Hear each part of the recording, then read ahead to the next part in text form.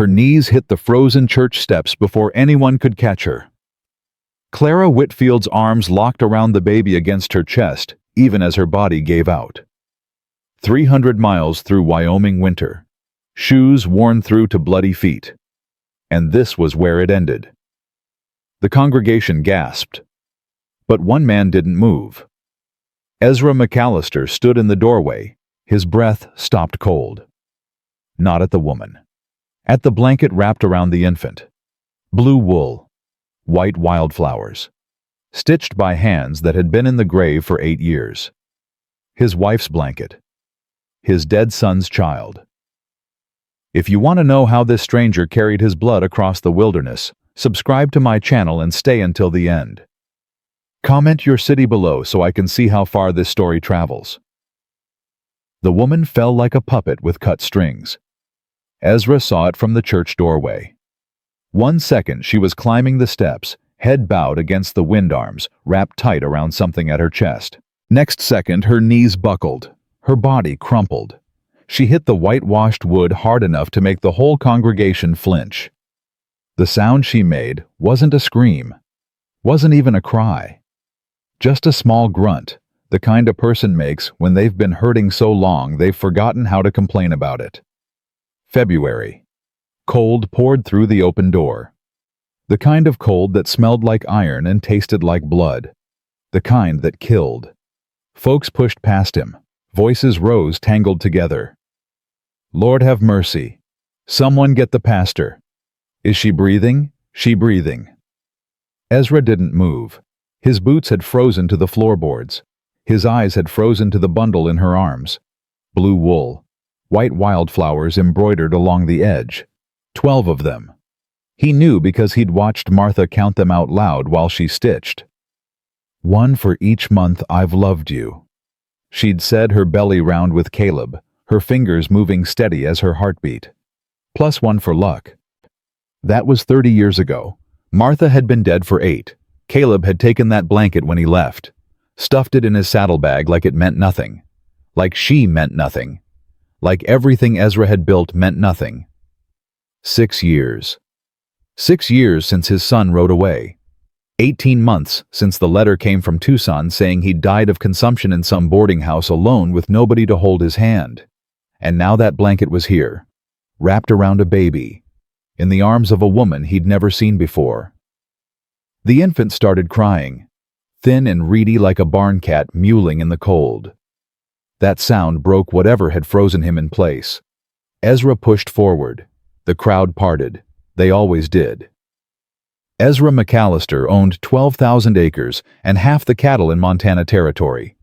Folks made way for him like water makes way for stone. Pastor Stone was already kneeling beside the woman, 2 fingers pressed to her throat. She alive. Ezra's voice came out rougher than he intended. Barely, pulses weak. The pastor looked up, worry carved deep in his face. She needs warmth. A doctor. Fast. Ezra crouched down, got his first real look at her. Young. Too young to look this broken. Cheekbones sharp as knife blades, skin gray as old ash. Lips cracked and bleeding. Dark circles under her eyes so deep they looked like bruises.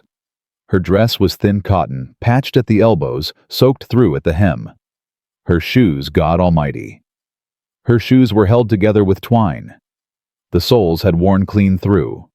He could see blood on the church steps where she'd walked. She'd been traveling on foot, in this, with a baby. Who is she? Someone behind him asked. Never seen her before. Another voice answered. That baby, is it hers? Where'd she come from? Reckon she walked in this weather, she'd have to be crazy or desperate. Enough. Ezra didn't raise his voice. Didn't have to. The whispers died like flames in a hard wind. His hand reached out before he could stop it, touched the edge of the blanket. The wool was softer than he remembered, worn thin in places, but he'd know it anywhere. Martha's work. Martha's love. Martha's last gift to a son who'd thrown it away. Ezra!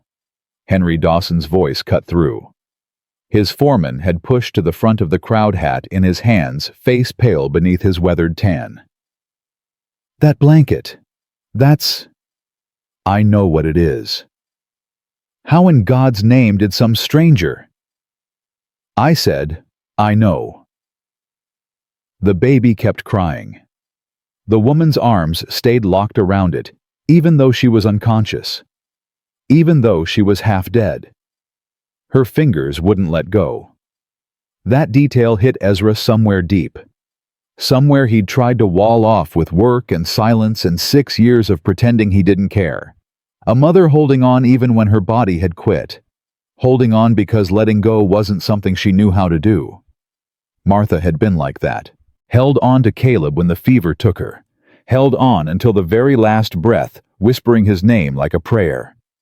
"Get her inside," Mrs. Brennan said. His housekeeper had appeared beside him, practical as always. "She'll freeze out here. The baby, too." 2 men moved to lift the woman.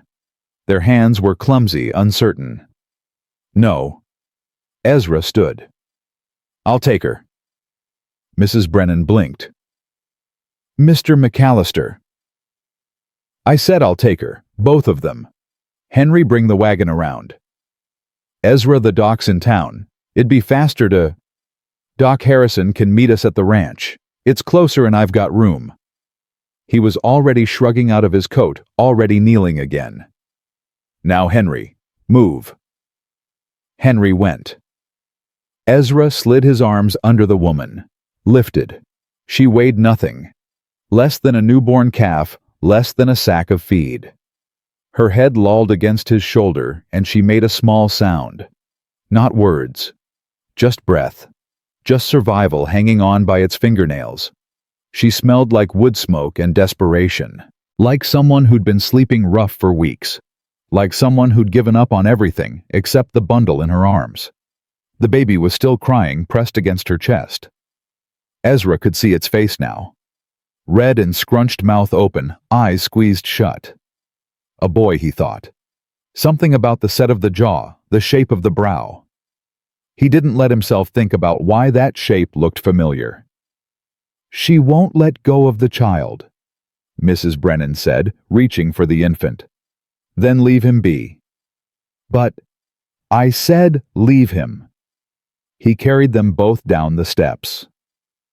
The congregation watched in silence. He could feel their stares like brands on his back. Could hear the whispers starting up again behind him. Let them talk. They'd been talking about him for 6 years anyway. Ezra McAllister, whose son ran off. Ezra McAllister, who buried an empty coffin. Ezra McAllister, who turned to stone the day his wife died and never softened since. None of them knew the truth. None of them knew about the letters he'd written and never sent. The nights he'd sat in Caleb's empty room, holding that boy's old rifle, wondering if the next sunrise was worth seeing. None of them knew a damn thing. The wagon rattled up. Henry jumped down, threw a horse blanket across the bed. Together, they laid the woman down gentle as they could.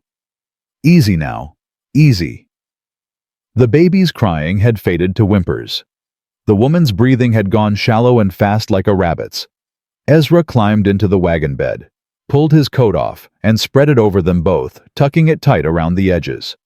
Henry swung up to the driver's seat, took the reins. His hands were shaking. "Ezra, what's happening? What's going on?" "Just drive." "That blanket, Martha's blanket, how did..." "I don't know, Henry." The words came out scraped raw. "I don't know. Just get us home." The wagon lurched forward. Ezra sat with his back against the sideboard, one hand braced to steady himself, eyes fixed on the woman's face. On the baby's small fist curled against her chest. On the blue wool and white wildflowers that connected this stranger to everything he'd lost. The road stretched out ahead, frozen mud and patches of ice. The sky hung low and gray heavy with the promise of more snow. Wind cut through his shirt like a skinning knife. He barely felt it. His mind had gone somewhere else. Somewhere 6 years back to a night that smelled like spring and tasted like poison.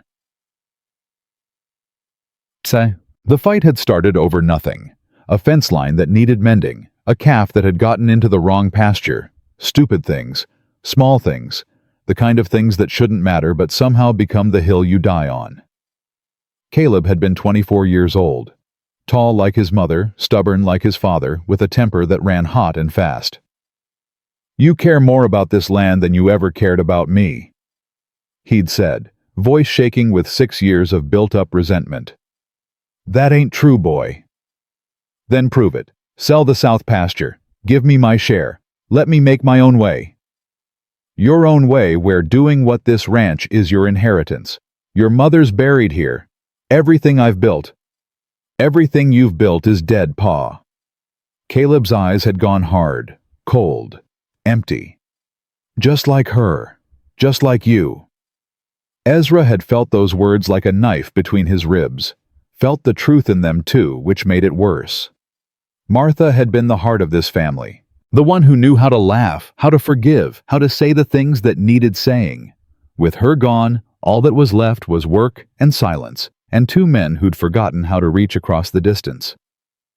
"You walk out that door," Ezra had said, his own voice gone flat. "Don't expect me to come looking." Caleb had walked out. Ezra hadn't gone looking. And now, 6 years later, here was a stranger with Martha's blanket and a baby with Caleb's jaw bleeding through her shoes on church steps because she had nowhere else to go.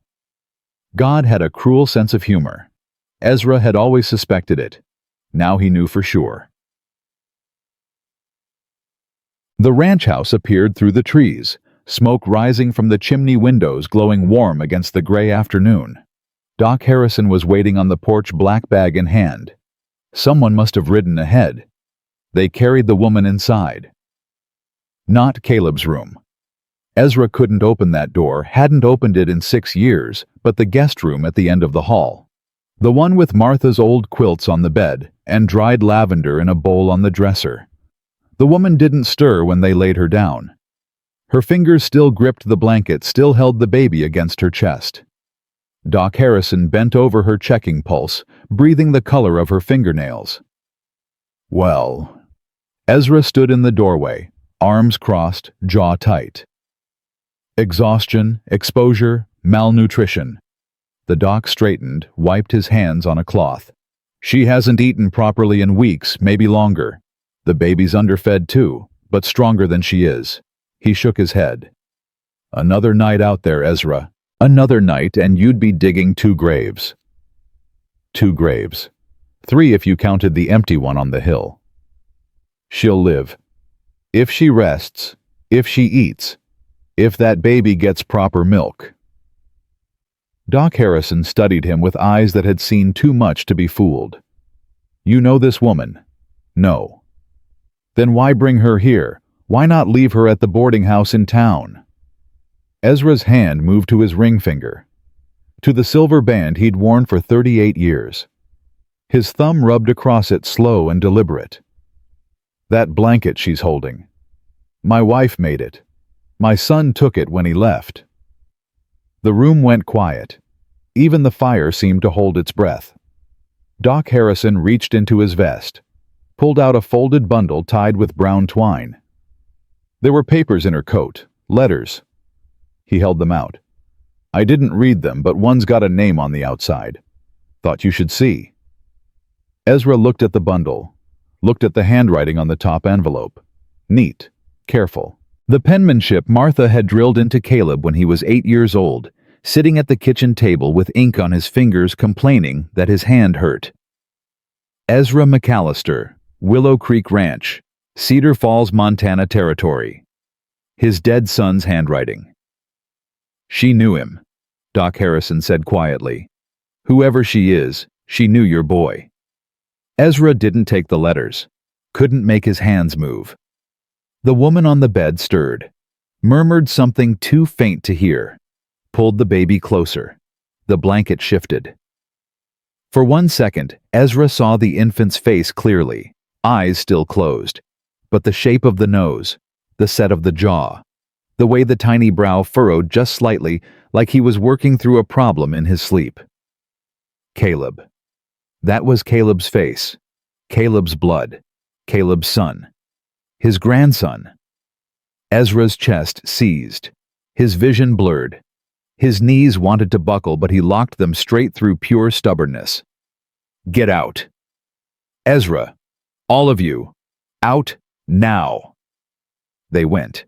Doc Harrison, Mrs. Brennan Henry hovering in the hall with a question on his face. The door closed. The room fell silent. Just the crackle of the fire, the soft rhythm of the woman's breathing, the baby's small sighs.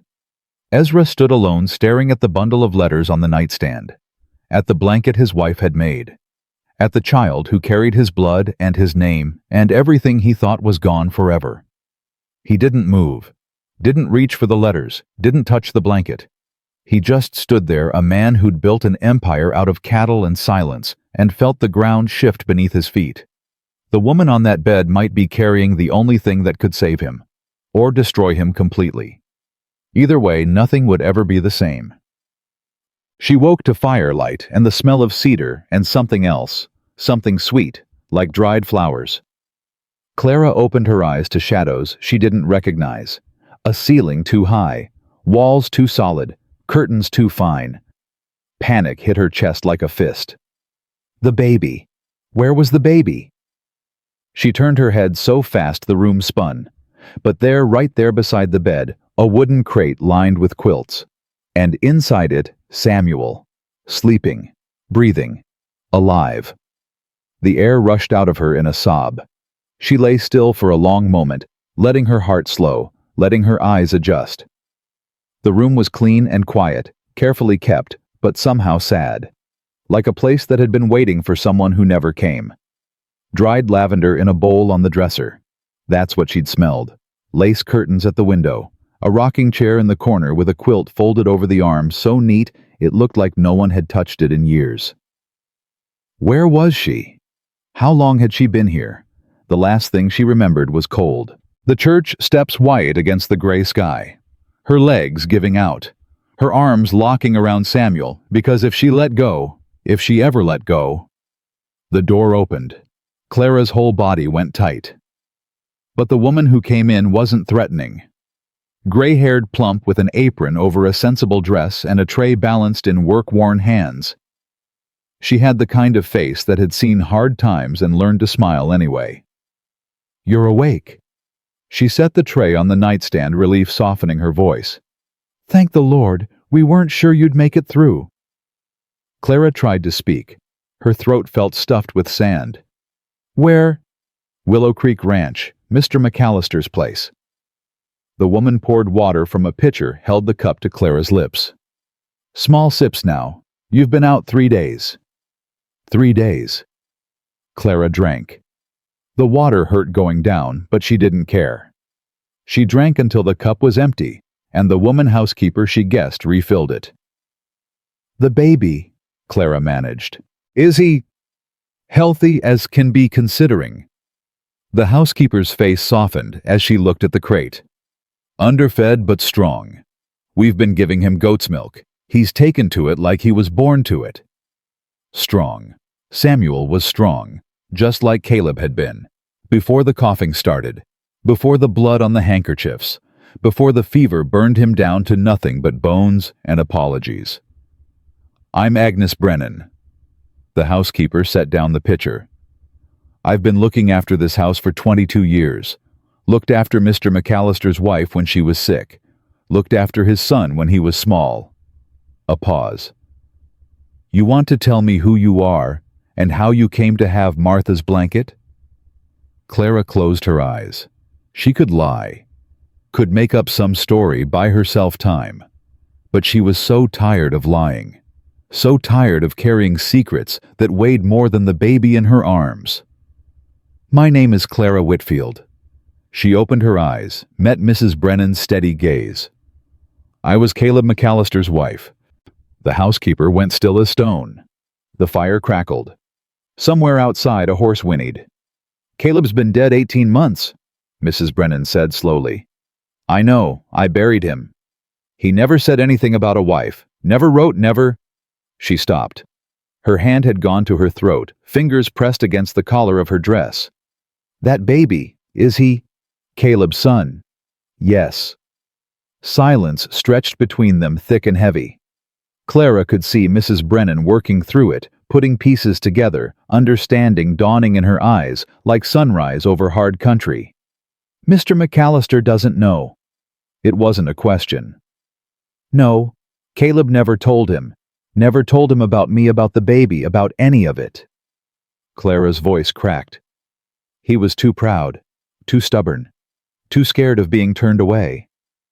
And you came here why? To claim the inheritance, to... I came here to die. Mrs. Brennan's mouth snapped shut. I was sick, Clara said.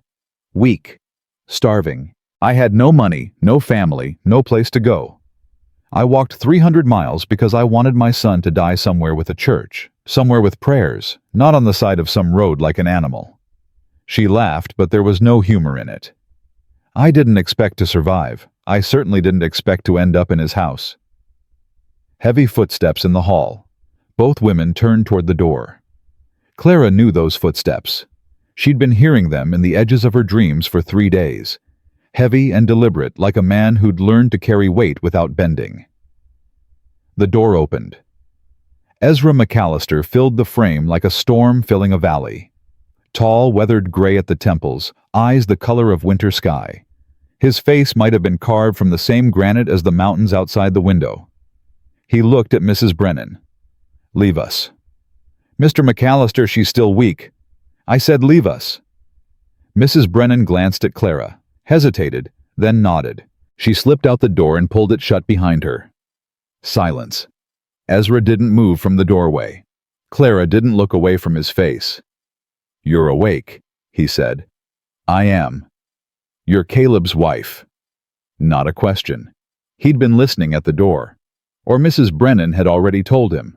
Either way, he knew. Yes. And the boy. His eyes moved to the crate where Samuel lay sleeping. Stayed there. He's my son's child. Yes. Ezra's hand moved to his ring finger. His thumb rubbed across the silver band slow and steady, like a man counting rosary beads. Caleb never said anything. Never wrote. Not one word in 6 years about a wife or a baby or... His voice cracked. He stopped. Started again harder. Why? Clara pushed herself up against the pillows. Her arms shook with the effort, but she made herself sit straight. Made herself meet his eyes. Because he was afraid of you. Ezra flinched. Just barely. Just for a second, but she saw it. Afraid. He thought you'd reject him. Thought you'd turn him away again. He'd rather die alone than risk hearing you say he wasn't your blood. Clara's voice stayed steady, even though her heart was pounding. He talked about you every day. Every single day. Cursed your name and cried for you in the same breath. He loved you so much it was killing him, and he was too proud to let you know. Ezra's face had gone pale beneath the weathered tan. His hand had stopped moving on the ring. He wrote you letters, Clara said. 3 of them. Never sent a single one. Letters. They're in my coat. I've been carrying them for 18 months trying to decide what to do with them. She swallowed. He wrote them at the end. When he knew he was dying. He wanted to tell you he was sorry. Wanted to tell you he understood. Wanted to come home. Ezra's chest rose and fell. Once. Twice.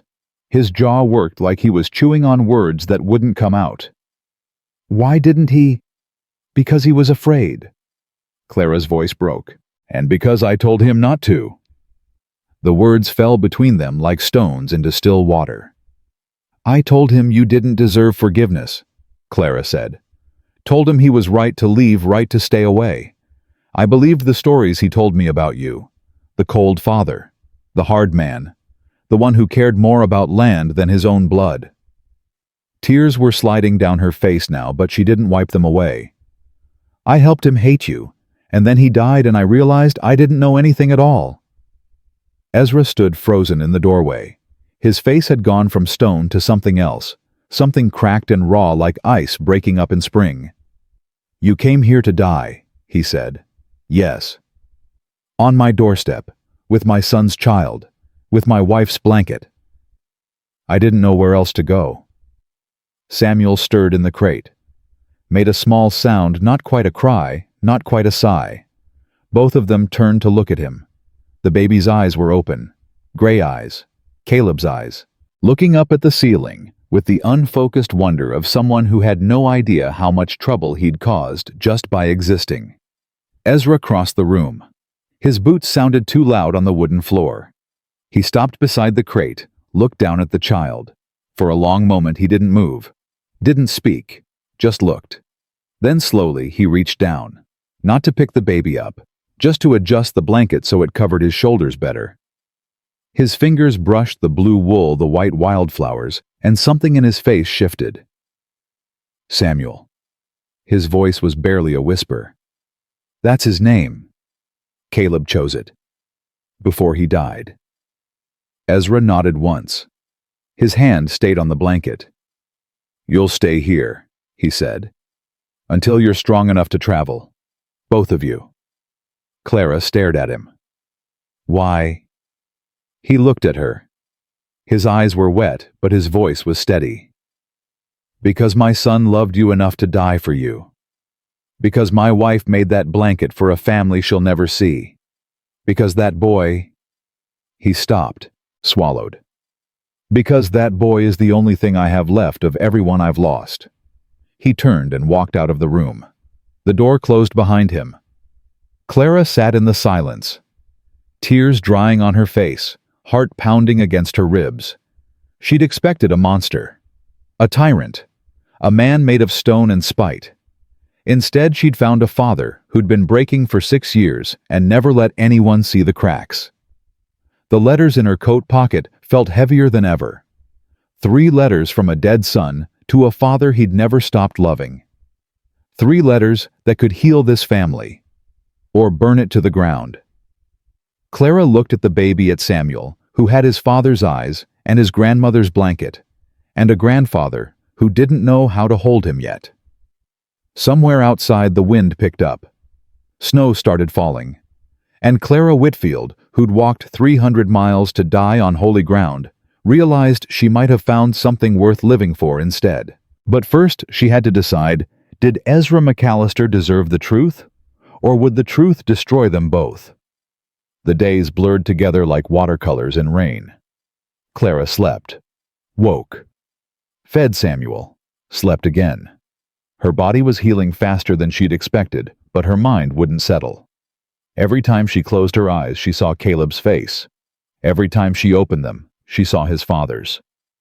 Mrs. Brennan came and went with broth and bread and quiet efficiency. She didn't ask questions, didn't pry.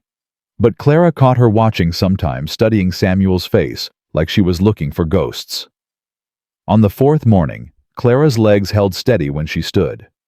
Her hands didn't shake when she lifted Samuel from the crate.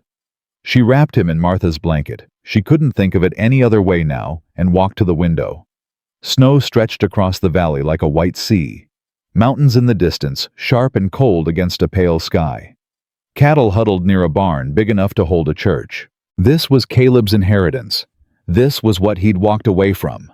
This was what he'd died missing. You shouldn't be up. Clara turned. Mrs. Brennan stood in the doorway, tray in hands, disapproval on her face. I couldn't lie there anymore. The walls were starting to close in. Humph. The housekeeper set the tray on the dresser. If you're going to be stubborn, at least be stubborn sitting down. There's tea, and something solid if your stomach can handle it. Clara sat in the rocking chair by the window.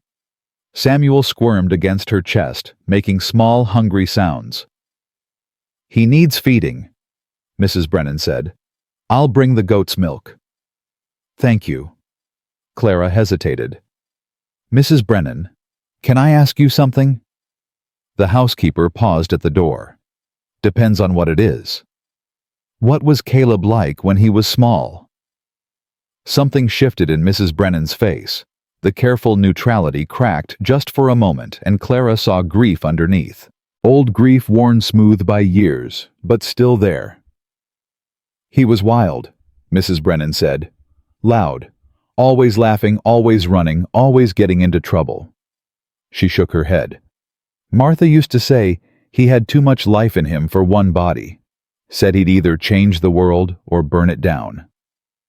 What happened? Martha died. The words came out flat, final. And Mr. McAllister didn't know how to raise a boy alone, didn't know how to talk to him, how to reach him. He tried to make Caleb hard because he thought hard men survived. But Caleb wasn't made for hard. He was made for... She stopped. Doesn't matter now. It matters to me. Mrs. Brennan looked at her, really looked for the first time. Why? Because I loved him. Clara's voice cracked. And I never understood why he was so broken. He'd laugh one minute and cry the next. He'd hold me like I was the only thing keeping him alive, then push me away, like he couldn't stand to be touched. I thought it was me. Thought I was doing something wrong. It wasn't you. Mrs. Brennan's voice softened. It was this place, this house. The ghost of his mother in every room, and a father who couldn't say I love you if his life depended on it. Did he love Caleb? More than anything in this world?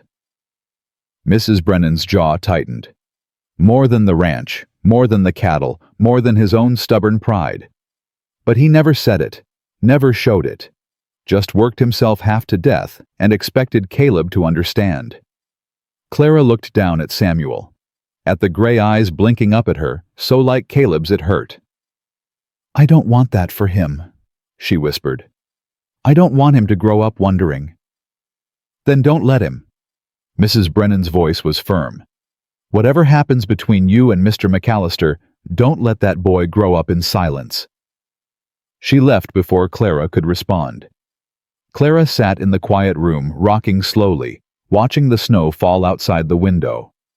Mrs. Brennan's words echoed in her head, a father who couldn't say I love you if his life depended on it. But Ezra had adjusted Samuel's blanket, had looked at him with something that wasn't hate or indifference, had said, that boy is the only thing I have left of everyone I've lost. Maybe he'd learned. Maybe 6 years of regret had taught him something Caleb never got to see. Or maybe Clara was fooling herself the way she'd fooled herself about everything else. The letters were still in her coat pocket. Caleb's words. Caleb's heart. The truth he'd never had the courage to speak out loud. She needed to give them to Ezra. She just wasn't sure she was brave enough. The knock came that evening. Clara had just gotten Samuel to sleep, had just settled into the rocking chair, with a cup of tea gone cold, when the sound made her jump. Come in. The door opened. Ezra stood there, hat in hands, looking more uncertain than she'd ever seen him. The granite was gone from his face. In its place was something raw, something afraid. Mrs. Whitfield. He said her name like he was testing it, like he wasn't sure it fit. Mr. McAllister. Silence. He didn't enter the room. She didn't invite him. I wanted to check on the boy, he said finally. He's sleeping. Ezra nodded. His eyes moved to the crate where Samuel lay, then back to Clara. You're looking stronger. I am. Mrs. Brennan's been taking good care of us. Agnes is good at that. A pause. She took care of Martha too, at the end. Clara didn't know what to say to that. Didn't know if there was anything to say. Ezra shifted his weight. His hands turned the hat in slow circles round and round. I wanted to ask you something, he said. Ask. Those letters you mentioned, the ones Caleb wrote. His voice caught on his son's name. Do you still have them? Clara's heart began to pound. This was it, the moment she'd been dreading and hoping for in equal measure. Yes. Will you let me read them? She looked at him, at this man who'd driven his son away with silence, at this father who'd buried an empty coffin and never stopped grieving, at this stranger who held her son's future in his weathered hands. They might hurt you, she said. I expect they will. You might hate him after, or hate me. Ezra's jaw tightened. I've spent 6 years hating myself, I reckon I've got room for more." Clara stood. Her legs trembled, but they held. She crossed to the wardrobe where Mrs. Brennan had hung her coat, reached into the inside pocket, and pulled out the bundle of letters tied with brown twine. 3 envelopes. 3 attempts at truth. 3 pieces of Caleb's heart that he'd never had the courage to send. She held them out. Ezra stared at them like they might bite. His hand reached out, stopped, halfway, dropped back to his side.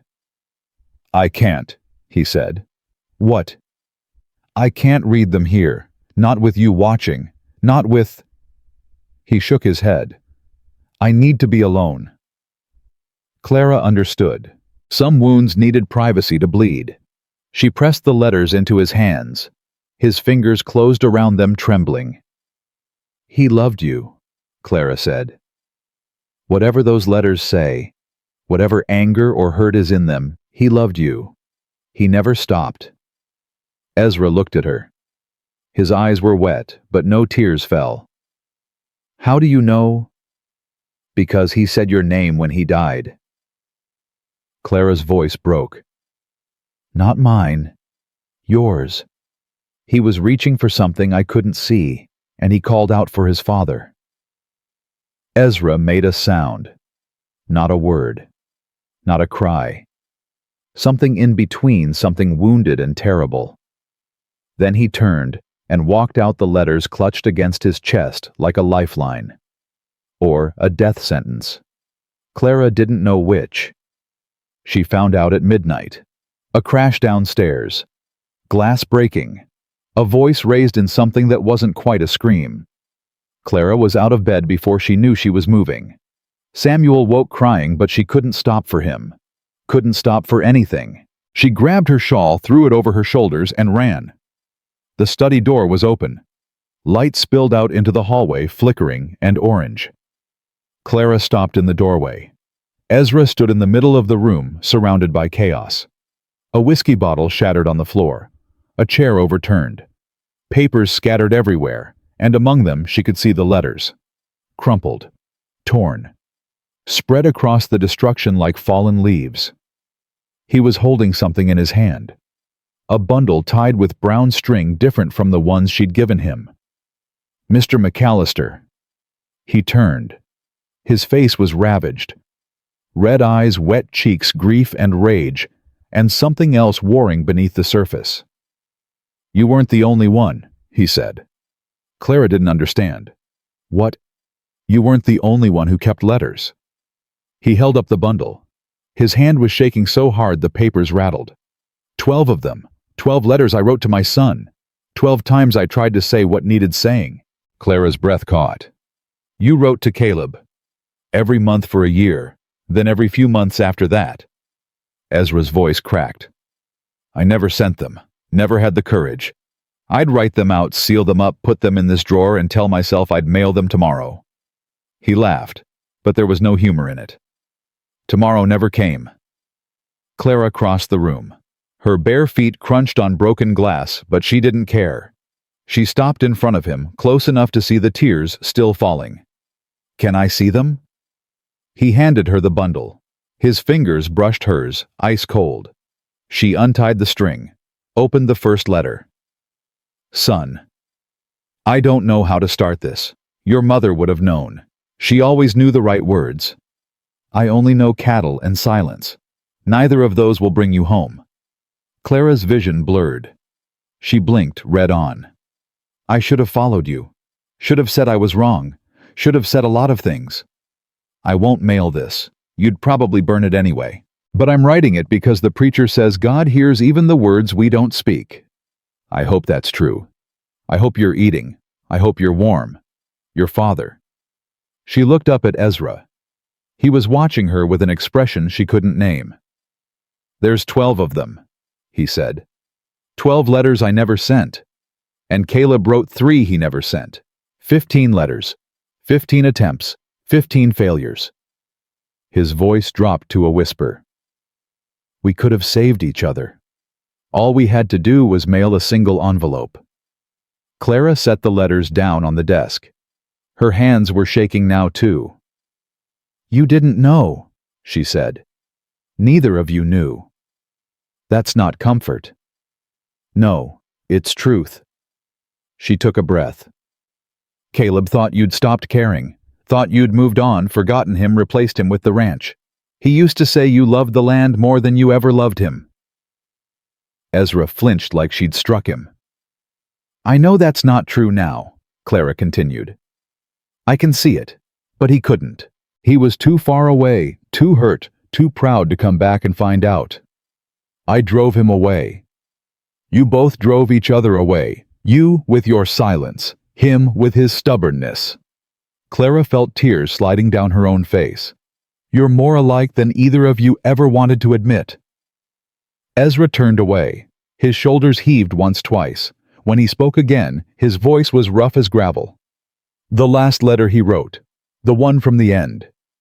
He pointed at one of the crumpled pages on the floor. Did you read it? Yes. He said he understood, said he finally knew why I was the way I was. Ezra's hand went to his ring, rubbed across it, in that unconscious gesture. He said his mother told him I love different than most people. Quiet, like the land loves the snow. Clara nodded. She remembered those words, had read them so many times she knew them by heart. He forgave me. Ezra's voice broke completely. My boy forgave me, and I wasn't there. I wasn't there to hold his hand or tell him I was sorry or beg him to come home. He died forgiving me, and I didn't even know. Clara crossed the space between them, put her hand on his arm. He flinched at the touch but didn't pull away. He knew, she said. Somewhere deep down he knew. That's why he could forgive you, because he understood that you loved him even if you couldn't say it. How? Ezra turned to face her. How could he know if I never told him? Because love isn't just words. Clara's hand tightened on his arm. It's the blanket his mother made, the land his father built, the legacy you wanted to leave him. She gestured at the room around them.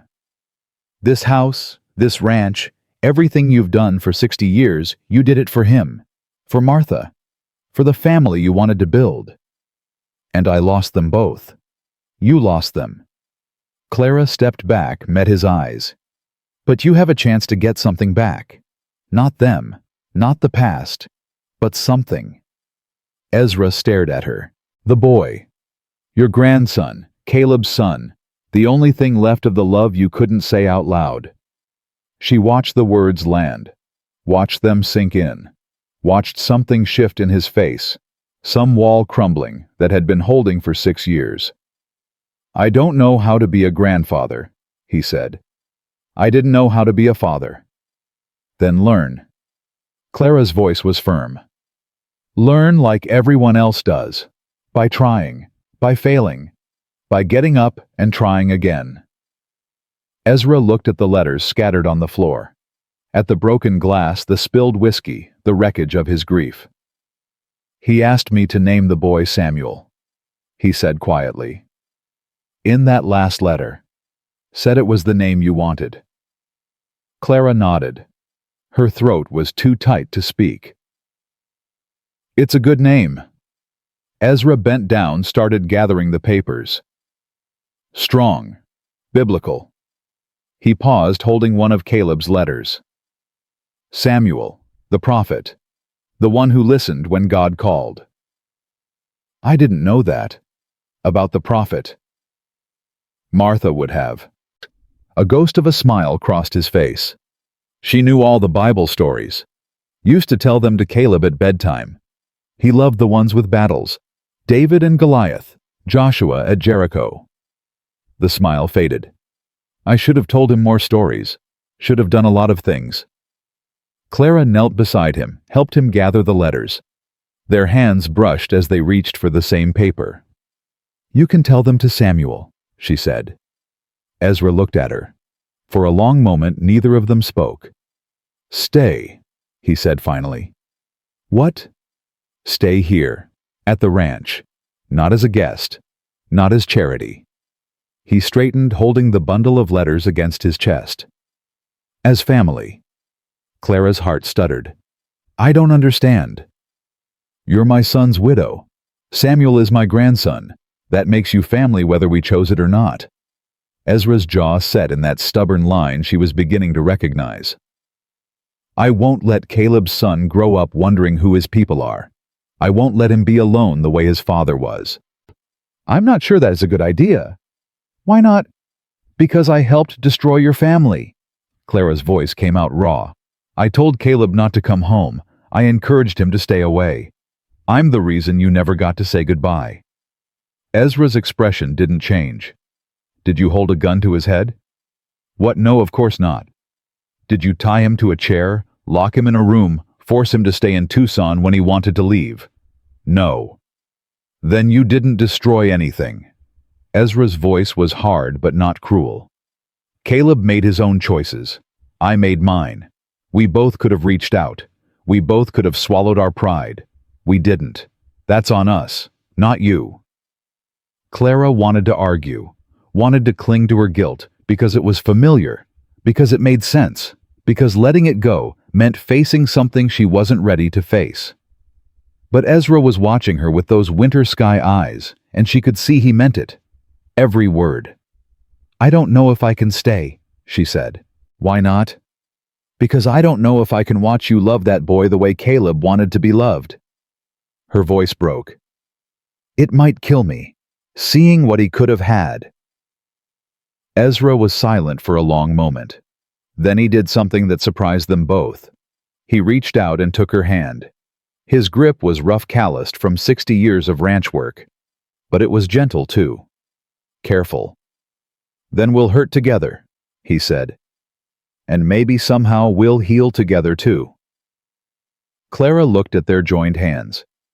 At this stranger who'd become family through grief and accident and a blanket stitched with wildflowers. She thought about Caleb, about the letters he'd written and never sent, about the words he'd whispered as he died. Pa, I'm sorry. I want to come home. He couldn't come home. But maybe she could. For him. For Samuel.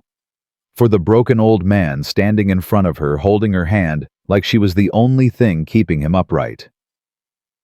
Okay, she said. Ezra's grip tightened. Okay. I'll stay. We'll stay. Clara took a shaky breath. But I have conditions. Name them. You hold that boy. You learn his face. You tell him stories about his grandmother and his father and this land. Her voice steadied. You give him what Caleb never got. Ezra's eyes glistened, but his voice was steady when he answered. I'll try. Trying isn't good enough. Then I'll do it. He released her hand, stepped back. I'll hold him. I'll learn him. I'll tell him every story I know until he's sick of hearing them. Clara almost smiled. Almost. One more thing, she said. What? Stop calling me Mrs. Whitfield. My name is Clara. Something shifted in Ezra's face, that crack in the granite widening just a little more. Clara, he repeated. And you'll call me Ezra. I'll call you whatever you want as long as you keep your promises. He nodded once, firm, final. Then we have a deal. He turned and walked to the door, stopped with his hand on the frame. Clara. Yes. Thank you for bringing him home. Then he was gone. Footsteps fading down the hall, leaving Clara alone in the ruined study, with 24 letters scattered at her feet, and a future she'd never expected spreading out before her like the Montana snow. She didn't know if she was ready for it, but she was going to find out. The visitor came 3 days later. Clara heard the horse's first hooves crunching on frozen ground. Then voices on the porch, Ezra's low rumble, and another man's smoother tone slick as oiled leather. She was in the kitchen with Samuel watching Mrs. Brennan roll out pie crust when Henry Dawson came through the back door. His face was tight, worried. Mrs. Clara, Mr. McAllister wants you to stay inside. Why, who's here? Henry hesitated, glanced at Mrs. Brennan, who had stopped rolling. Ambrose Mercer, he said finally. Lawyer from Helena, Land speculator. Mrs. Brennan's mouth thinned to a hard line. That vulture. What's he want? What he always wants, the ranch. Henry's hands clenched at his sides. He's been circling Mr. McAllister for years, waiting for him to die without an heir. Clara went cold. Without an heir. That's the law out here. No direct heir, no will, the land goes to auction. Henry looked at Samuel sleeping in his basket by the stove. Mercer's got deep pockets and no conscience. He'd buy this place for a quarter what it's worth and sell it to the railroad. Clara stood. I need to hear this. Mr. McAllister said, I don't care what he said. She picked up Samuel, held him close. That man out there is talking about my son's inheritance. I have a right to know. She pushed past Henry before he could stop her. The parlor doors were closed. She could hear voices through the wood. Ezra's hard and clipped, and another voice smooth and reasonable, the kind of voice that made promises it never intended to keep. Clara opened the doors. Both men turned. Ezra's face went tight. The stranger's face went calculating. He was younger than she'd expected, maybe 50, with a city suit and a city smile, and eyes that measured everything they saw. He looked at Clara, looked at Samuel, looked at the blanket wrapped around the baby. Well, well. His voice was silk over steel. And who might this be? None of your concern, Mercer. Ezra stepped forward, putting himself between Clara and the stranger. This is family business. Family? Mercer's eyebrows rose. I wasn't aware you had any family left, Ezra. That's rather the point of our discussions. Clara's chin came up. I'm Clara McAllister, Caleb's widow. The words came out before she could stop them. She saw Ezra stiffen, saw Mercer's eyes widen, then narrow. Caleb's widow. Mercer's smile didn't waver, but something had changed behind it. How fascinating. I wasn't aware young Caleb had married. There's a lot you're not aware of. Clara's voice was steady, even though her heart was pounding. Including the fact that you're speaking to the grandmother of Ezra's grandson. She held Samuel up slightly. Let Mercer see his face. Those gray eyes, that stubborn jaw. The resemblance was unmistakable. Mercer's smile finally cracked. Just for a second. Just enough to show the calculation underneath. I see. He tugged at his cuffs, straightening them with precise movements. This is certainly unexpected. I'll need to verify. You'll need to leave. Ezra's voice cut like a blade. Now. Ezra, be reasonable. If there's a legitimate heir. I said now. The two men stared at each other. Something passed between them. Something old and angry and unfinished. Mercer looked away first. Very well. He picked up his hat from the table, settled it on his head. But this isn't over, Ezra. If that child is who she claims, there will need to be proof. Documentation. Legal proceedings. Then start your proceedings. Ezra moved to the door, pulled it open. Cold air rushed in. But know this, that boy is my blood, and I'll burn this ranch to the ground before I let a snake like you take it from him. Mercer walked to the door, stopped beside Ezra. You know, he said quietly. I've been waiting 6 years for you to die. I can wait a little longer.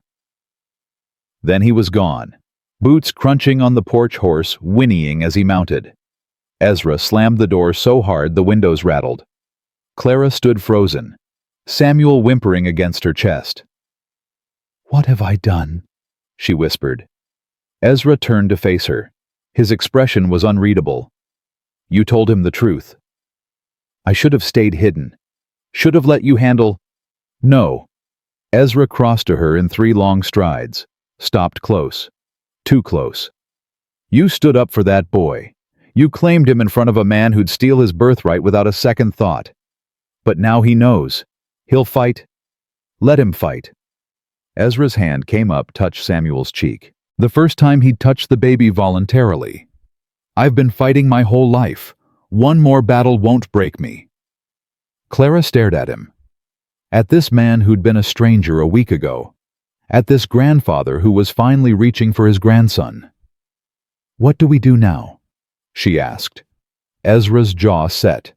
That stubborn line she was learning to recognize. "Now," he said, "we make sure that Snake can't touch a single acre of what belongs to this boy." His hand was still on Samuel's cheek. And for the first time since Caleb died, Clara felt something she thought she'd lost forever. Hope. The week that followed Mercer's visit was the longest of Clara's life.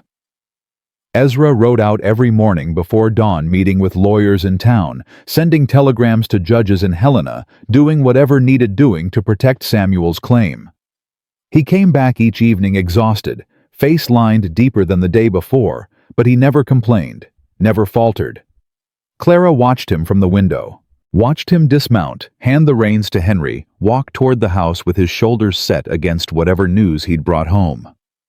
She watched him stop at the porch steps, take a breath, compose his face into something that wouldn't scare her. He was trying to protect her from the worst of it. She wasn't sure whether to be grateful or furious. On the 7th day, she decided on furious. "You need to tell me what's happening." Ezra looked up from his supper. He'd barely touched it. The beef stew Mrs. Brennan had made was growing cold on his plate. "It's being handled." "That's not an answer." "It's the only one I've got." Clara set down her fork. The sound was sharp in the quiet room. "I'm not a child, Ezra. I walked 300 miles through winter with nothing but a baby and a prayer. I buried my husband with my own hands because there was no one else to do it. I've earned the right to know what we're facing." Ezra's jaw tightened. That stubborn set she had come to recognize. "Mercer filed a challenge," he said finally. Clara's stomach dropped. "What kind of challenge?" "He's claiming Samuel isn't Caleb's son. Says without proof of marriage, without documentation, the boy has no legal standing." "But that's a lie. I have our marriage certificate. I have—" "Do you?" Clara stopped. Her hand went to her throat to the silver chain she wore there. Caleb's ring hung from it, the ring he'd placed on her finger the day they married at the courthouse in Tucson. "The certificate," she said slowly. "It was in our room, at the boarding house. And when Caleb died—" Clara closed her eyes. She remembered those days in fragments. The fever, the coughing, the blood on the sheets. And afterward the landlord pounding on the door demanding the rent they couldn't pay, threatening to throw her out on the street. She'd grabbed what she could. The blanket, the letters, a few pieces of clothing, Caleb's ring. She'd left everything else behind. "I don't have it," she whispered. "I don't have the certificate." Ezra's face didn't change, but something in his eyes shifted. Resignation, maybe. Or determination. "That's what I figured. There has to be another way. Witnesses. Someone who saw us married. The clerk at the courthouse, the Paz. Already sent telegrams." Ezra pushed his plate away. "Courthouse in Tucson burned down 2 years ago. Records are gone." Clara felt the ground tilt beneath her. Gone. All of them. Birth certificates, death certificates, marriage licenses. Everything before 1881. The room was spinning. Clara gripped the edge of the table to steady herself. "So there's no proof," she said. "No proof we were ever married. No proof Samuel is Caleb's son." "Not legal proof, no." "Then what do we do?" Ezra was quiet for a long moment. Then he reached across the table and covered her hand with his. "We fight," he said, "with everything we've got. And we pray it's enough." Clara looked at their hands, his rough and weathered, hers still showing the scars of her long walk.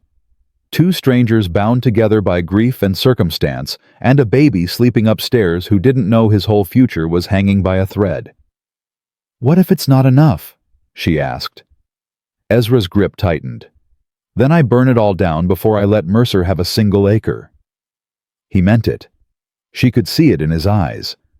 This man would rather destroy everything he'd built than let it fall into the wrong hands. It should have frightened her. Instead, it made her feel something she hadn't felt in months. Safe. The telegram arrived 3 days later. Clara was in the kitchen helping Mrs. Brennan with the bread when Henry came through the back door. His face was pale. His hands were shaking. "Mrs. Clara, you need to see this." He held out the yellow paper. Clara wiped her hands on her apron and took it. The words blurred. She read them twice before they made sense. "Witness found. Stop. Reverend James Whitley claims to have performed marriage ceremony. Stop arriving. Cedar Falls Tuesday. Stop will testify to union. Stop." Clara's knees went weak. She grabbed the counter to stay upright. "A witness," she breathed. "There's a witness." "Who's Reverend Whitley?" Mrs. Brennan asked, crowding close to read over her shoulder. "I don't know." Clara shook her head. "We weren't married by a reverend. It was a judge at the courthouse." "Then who?" "I don't know." Clara read the telegram again. "Reverend James Whitley claims to have performed marriage ceremony." "I don't understand. This doesn't make sense." "Maybe there's a mistake," Henry said. "Maybe it's a different Clara, different Caleb." Maybe. But something cold was settling in Clara's stomach. Something that felt like dread. She knew every moment of her marriage, every precious, painful day. She knew where she'd stood when she said her vows, knew what Caleb had worn, knew the dust motes floating in the afternoon light through the courthouse windows. There was no reverend, no church ceremony, no James Whitley. So who was this man? And why was he claiming to have married them? She found out Tuesday. The reverend arrived on the afternoon stage. Clara watched from the parlor window as a thin man in a black coat climbed down, brushed the dust from his sleeves, and looked around the town square with eyes that missed nothing. He was old, 60, maybe more, white hair beneath a flat-brimmed hat, a face like weathered leather creased by sun and hard living. He moved like a man who'd spent his life in the saddle, not behind a pulpit. Ezra met him at the gate. Clara watched them shake hands, watched them exchange words she couldn't hear, watched Ezra's face go from hopeful to confused, to something she couldn't read. Then they were walking toward the house, and Clara's heart was pounding so hard she could feel it in her throat. The parlor door opened. "Clara." Ezra's voice was strange, tight. "This is Reverend Whitley. He says he has something to tell you." The old man stepped forward. His eyes found Clara's face and stayed there. "Mrs. McAllister," he said. "Or should I say, Miss Clara Hartley." Clara's blood turned to ice. Hartley. Her maiden name. The name she hadn't used in 3 years. The name she'd abandoned along with everything else from her old life. "How do you know that name?" she whispered. The Reverend's face was gentle, sad. "Because I know your mother child. I've known her for 30 years. The room tilted. Clara reached for the back of a chair. Mist would have fallen if Ezra hadn't caught her arm. "My mother is dead," Clara said. "She died when I was 18. "No." The Reverend shook his head slowly. "She didn't die, Clara. She let you think she did. Because it was the only way to keep you safe." Clara couldn't breathe, couldn't think. The room was spinning, the floor was falling away, and everything she thought she knew was crumbling around her. "That's impossible," she managed. "I saw her grave. I put flowers on it. An empty grave, like the one Mr. McAllister dug for his son." The Reverend's eyes moved to Ezra, then back to Clara. "Your mother is alive. She's been looking for you for 3 years, and when she heard about a woman named Clara who'd married a man named Caleb McAllister, she sent me to find you." Clara's legs gave out. Ezra caught her before she hit the floor, lowered her into the chair. His hands were on her shoulders, steadying her, but she couldn't feel them. Couldn't feel anything except the earthquake inside her chest. "Why?" Her voice came out as a croak. "Why would she fake her death? Why would she let me think?" "Because of your stepfather." The Reverend's voice hardened. "Because Marcus Thornton is a dangerous man, and your mother knew the only way to protect you was to disappear." Marcus Thornton. Clara hadn't heard that name in 3 years. hadn't let herself think about the man her mother had married 6 months after her father died. The man with the easy smile and the cruel hands. The man who'd looked at 18-year-old Clara like she was something to be owned. The man she'd run from in the middle of the night, with nothing but the clothes on her back and her father's pocket watch. "I thought I'd escaped him," Clara said. "I went west. I changed my name. I thought—" "You did escape." The Reverend sat down across from her, leaning forward with his elbows on his knees. "But your mother didn't. Marcus wouldn't let her go, so she made him think she was dead. Found a body, staged an accident, vanished in the night.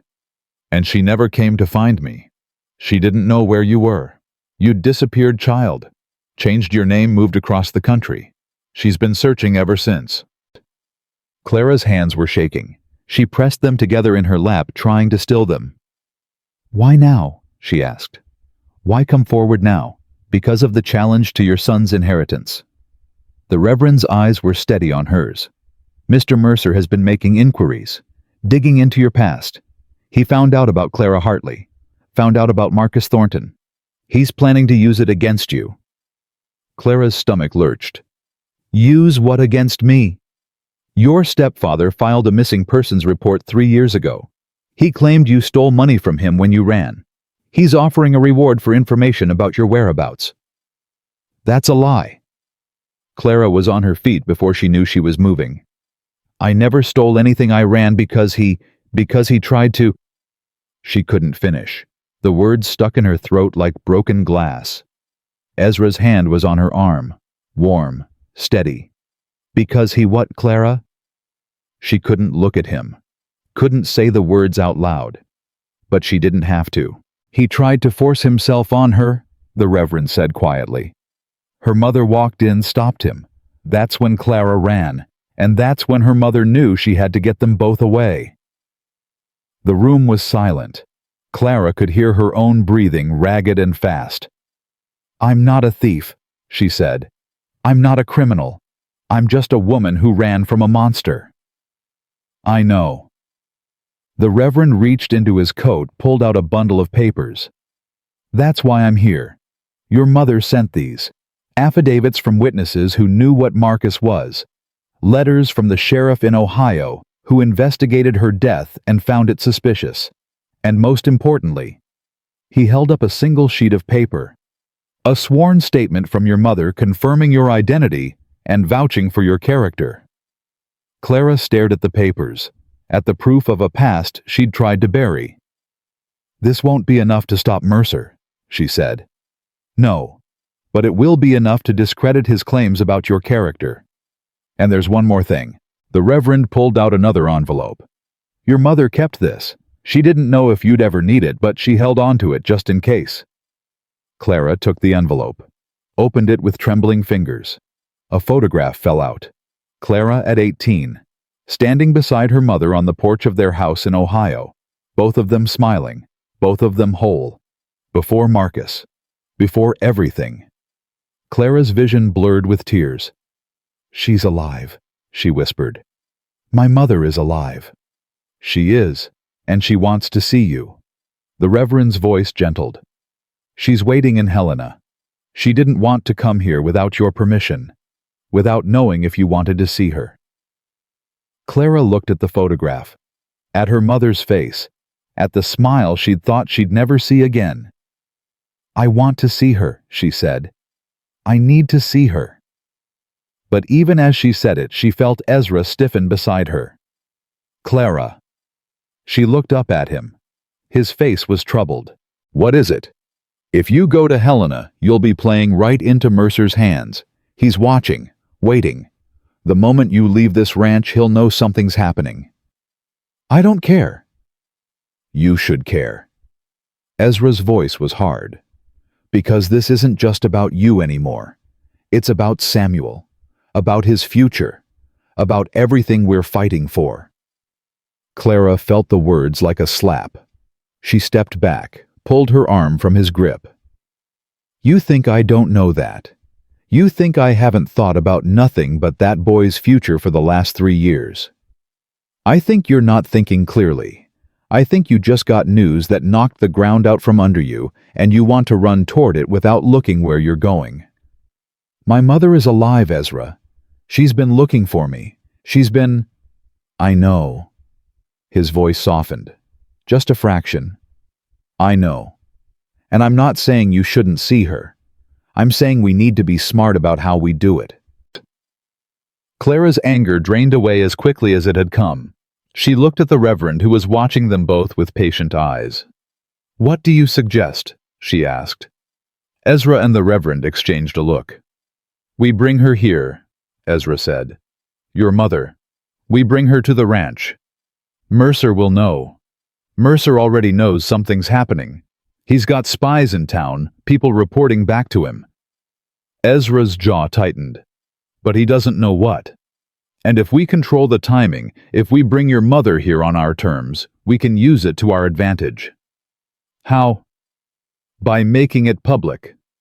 The Reverend leaned forward. Mr. McAllister has a plan. A way to force Mercer's hand before he's ready. Clara looked between them. These two men who were working together to protect her son. To protect her. What kind of plan? Ezra's eyes met hers, hard, determined. Easter Sunday, he said. The whole town will be at church. Everyone who matters. And that's when we tell them the truth. What truth? All of it. Ezra's hand found hers squeezed tight. About Caleb. About you. About Samuel. About your mother and your stepfather and every lie Mercer has been spreading. Clara's heart was pounding again, but this time it wasn't from fear. You want to make a public declaration. I want to claim my grandson in front of God and everyone. Ezra's voice was steady as stone. I want to stand up in that church and tell the world that Samuel McAllister is my blood. And I want your mother standing right beside us when I do it. Clara thought about it. Thought about standing in front of all those people bearing her past, her pain, her secrets. It terrified her. But not as much as losing Samuel. Mercer will fight back, she said. He won't just accept it. Let him fight. Ezra's grip tightened on her hand. I've been waiting 6 years for something worth fighting for. This is it. Clara looked at the photograph in her other hand. Her mother's face. Her own face, young and hopeful, before life had taught her what it cost to survive. She thought about Caleb, about the letters he'd written and never sent, about the words he'd whispered as he died. Pa, I'm sorry. I want to come home. He'd wanted to fight for his family but ran out of time. Clara wouldn't make the same mistake. All right, she said. Easter Sunday. We tell them everything. Ezra's face relaxed. Just for a moment, she saw something that might have been pride. That's my girl. The words hit her somewhere deep, somewhere she hadn't let anyone touch since Caleb died. She wasn't his girl. She was her own woman. But standing here with his hand in hers and her mother's photograph against her heart, she felt something she hadn't felt in a very long time. She felt like she belonged. The days before Easter passed in a blur of preparation. The Reverend rode out the next morning, heading for Helena to bring Clara's mother back. Ezra spent hours in his study poring over legal documents, writing letters, planning his strategy like a general preparing for war. Clara tried to help, tried to be useful. But mostly she just waited. Waited and worried, and watched Samuel sleep wondering what kind of world he'd wake up to. Mrs. Brennan kept them all fed and sane. She didn't ask questions, didn't pry, just moved through the house like a steady heartbeat, keeping everything running while the storm gathered outside. Henry came and went, bringing news from town. Mercer had hired more lawyers. Mercer had been seen talking to the sheriff. Mercer had offered money to anyone who could prove Clara was lying about her marriage. The noose was tightening, but Clara refused to be afraid. She'd walked 300 miles to die on church steps. She could walk a little further to fight for her son's future. The night before Easter, she couldn't sleep. She sat by the windows in her room, Samuel in her arms watching the moon rise over the mountains. The house was quiet. Even Mrs. Brennan had gone to bed hours ago. But Clara couldn't close her eyes. Every time she did, she saw Marcus Thornton's face, heard his voice, smooth and terrible, whispering threats in the dark. A knock at the door made her jump. "Clara," Ezra's voice low and rough. "You awake?" "Yes, come in." The door opened. He stood there in the dim light, suspenders hanging, loose shirt untucked. He looked older than she'd ever seen him, and tired, so tired. "Couldn't sleep either?" she asked. "Haven't slept right in 6 years." He crossed to the window, stood beside her chair. "Thought I heard the baby crying." "He's fine, just restless." Clara looked down at Samuel, at his peaceful face. Like his mother. Ezra was quiet for a moment. Then, "I've been thinking about tomorrow." "Me too. It's going to be hard, standing up there, saying all of it out loud." "I know. You don't have to do it." His voice was gentle. "You can let me handle it. Stay in the back, keep quiet. No one would blame you." Clara looked up at him, at this man who'd lost everything and somehow found the strength to keep going, who'd opened his home to a stranger and her baby because they carried his blood and his wife's blanket. "Caleb would have done it," she said. Ezra flinched. "If he'd lived," Clara continued, "if he'd made it home, he would have stood up for his family. He was scared of you, Ezra. Scared of being rejected. But he wasn't a coward. Not deep down." "No." Ezra's voice was thick. "He wasn't. So I won't be either." Clara stood Samuel still in her arms. "I'll stand up there beside you. I'll tell the truth. And whatever happens after, at least we'll know we didn't hide." Ezra looked at her for a long moment. Something moved behind his eyes. Something old and deep and full of grief. Then he reached out and touched Samuel's cheek. Gentle, wondering. "He's got Caleb's eyes," he said quietly. "I know. And Martha's nose. See that little bump at the bridge? Martha had that. Hated it. I always thought it was beautiful." Clara felt tears prick her eyes. "Tell me about her." "Martha. Tell me about the woman who made that blanket. The woman Caleb loved so much he could never talk about her without crying." Ezra's hand stayed on Samuel's cheek. His eyes went distant, soft. "She was the strongest person I ever knew," he said. "Came out here when she was 17. Family had nothing. She worked as a cook at a mining camp, saved every penny, bought her own piece of land before she was 20. How did you meet?" "She shot me." Clara blinked. "What?" A ghost of a smile crossed Ezra's face. "I was riding across her property. Didn't know it was hers. She came out with a rifle, told me to get off her land or she'd put a hole in me. I laughed. She didn't. She actually shot you. Grazed my arm. Just enough to prove she meant it." The smile faded into something warmer. "I went back the next day with flowers. She threw them in my face. Went back the day after with a fresh killed deer. She kept the deer, threw me out again. Took me 3 months to convince her I was worth her time." Clara could picture it. Young Ezra, stubborn and determined. Young Martha, fierce and independent. "She sounds amazing." She was. Ezra's voice dropped. "When she died, I thought I'd die too.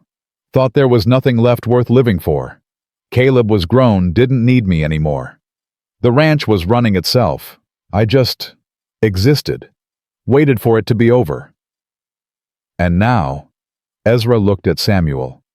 At the tiny face, the closed eyes, the steady breathing. "Now I've got something to live for again." He met Clara's eyes. Two somethings.